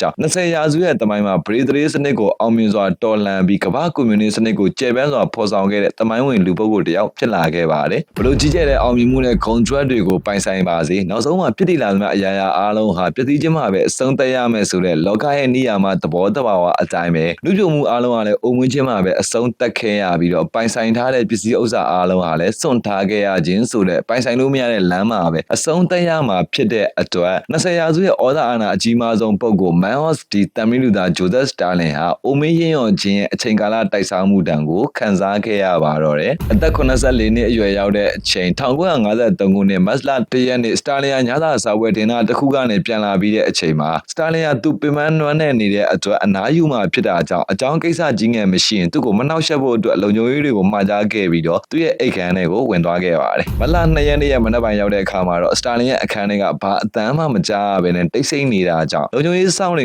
ကစိုးရိမ်ခဲ့ကြပေမဲ့ဆိုဗီယက်ပြည်ထောင်စုရဲ့ကွန်မြူနစ်ခေါင်းဆောင်စတာလင်ရဲ့မနှောက်ယှက်ရဆိုတဲ့အမိန့်ကိုဘယ်သူမှမလွန်ဆန်ရဲခဲ့ကြပါဘူး။ဒါပေမဲ့ညနေပိုင်းရောက်တဲ့အခါမှာတော့တတိကောင်းတဲ့လုံခြုံရေးအဆောင်တစ်ယောက်ကတိတ်ဆိတ်လွန်းတဲ့အခြေအနေတွေကိုမတင်ကားလို့အတင်းဝင်ရောက်ကြည့်တဲ့အခါမှာကျန်းပြစ်ပေါ်မှာလဲနေတဲ့စတာလင်ကိုတွေ့ရှိခဲ့ရပါတယ်။အဆောင်တွေကလည်းသူတို့ရဲ့ခေါင်းဆောင်စတာလင်နဲ့ဘယ်သူမှယုံကြည်လို့မရတဲ့အခြေအနေတွေရှိတာကြောင့်ဆရာဝန်ကိုဓာတ်ရိုက်ဖုံးဆက်မခေါ်ဘဲနဲ့ပါတီအကြီးပိုင်းအုပ်ချုပ်ရေးခေါင်းဆောင်တွေစီကသာဖုံးဆက်ပြီးတော့အကြောင်းကြားခဲ့ကြပါတယ်။ပါတီရဲ့ထိပ်ပိုင်းခေါင်းဆောင်တွေကလည်းဆရာဝန်တွေကိုခေါ်ရင်စတာလင်ရဲ့ရန်သူတွေကချက်ချင်းသိပြီးတော့နိုင်ငံရေးအထိကယုံနဲ့နိုင်ငံရေးအာဏာကိုသိမ်းယူကြမှာကြောက်တာကြောင့်ပြင်ဆင်စရာရှိတာတွေကိုအရင်ပြင်ဆင်ပြီးတဲ့အချိန်1953ခုနှစ်မတ်လ4ရက်နေ့လေပြတ်ပြီး3ရက်အကြာဆရာဝန်တွေကိုအကြောင်းကြားပြီးတော့စေကူတာမှုကိုခံယူခဲ့ပါတယ်။ဒါပေမဲ့လည်း1953ခုနှစ်မတ်လ9ရက်နေ့ညနေပိုင်းမှာတော့20ရာစုရဲ့အထင်ရှားဆုံးကွန်မြူနစ်ခေါင်းဆောင်ဂျိုဇက်စတာလင်ဟာအုံနောက်သူကျော်ပေါက်ပြီးတော့လေဖြတ်ခြင်းဆာရီဘရာဟမ်ရစ်နဲ့လူသားသမိုင်းကိုအပြေးပိုင်ပဲနှုတ်ဆက်ထွက်ခွာသွားခဲ့ပါတယ်။သမိုင်းပညာရှင်တွေကတော့စတာလင်တည်ဆုံရ နဲ့ပတ်သက်ပြီးစတာလင်ကသူ့ရဲ့အာဏာရှင်ဆန်မှုတန်တရားများမှုနဲ့အကြောက်တရားကိုအလွန်ကျွံတွတ်သွင်းပြီးတော့အုပ်ချုပ်မှုဆိုတဲ့စနစ်ဆိုးတွေနဲ့နိုင်ငံအုပ်ချုပ်ရေးလုပ်ငန်းတွေကိုလှုပ်ဆောင်ခဲ့တာကြောင့်သူတည်ဆောက်ခဲ့တဲ့ကြောင်းရင်မှုကြောင့်တန်တရားများတဲ့စိတ်တွေက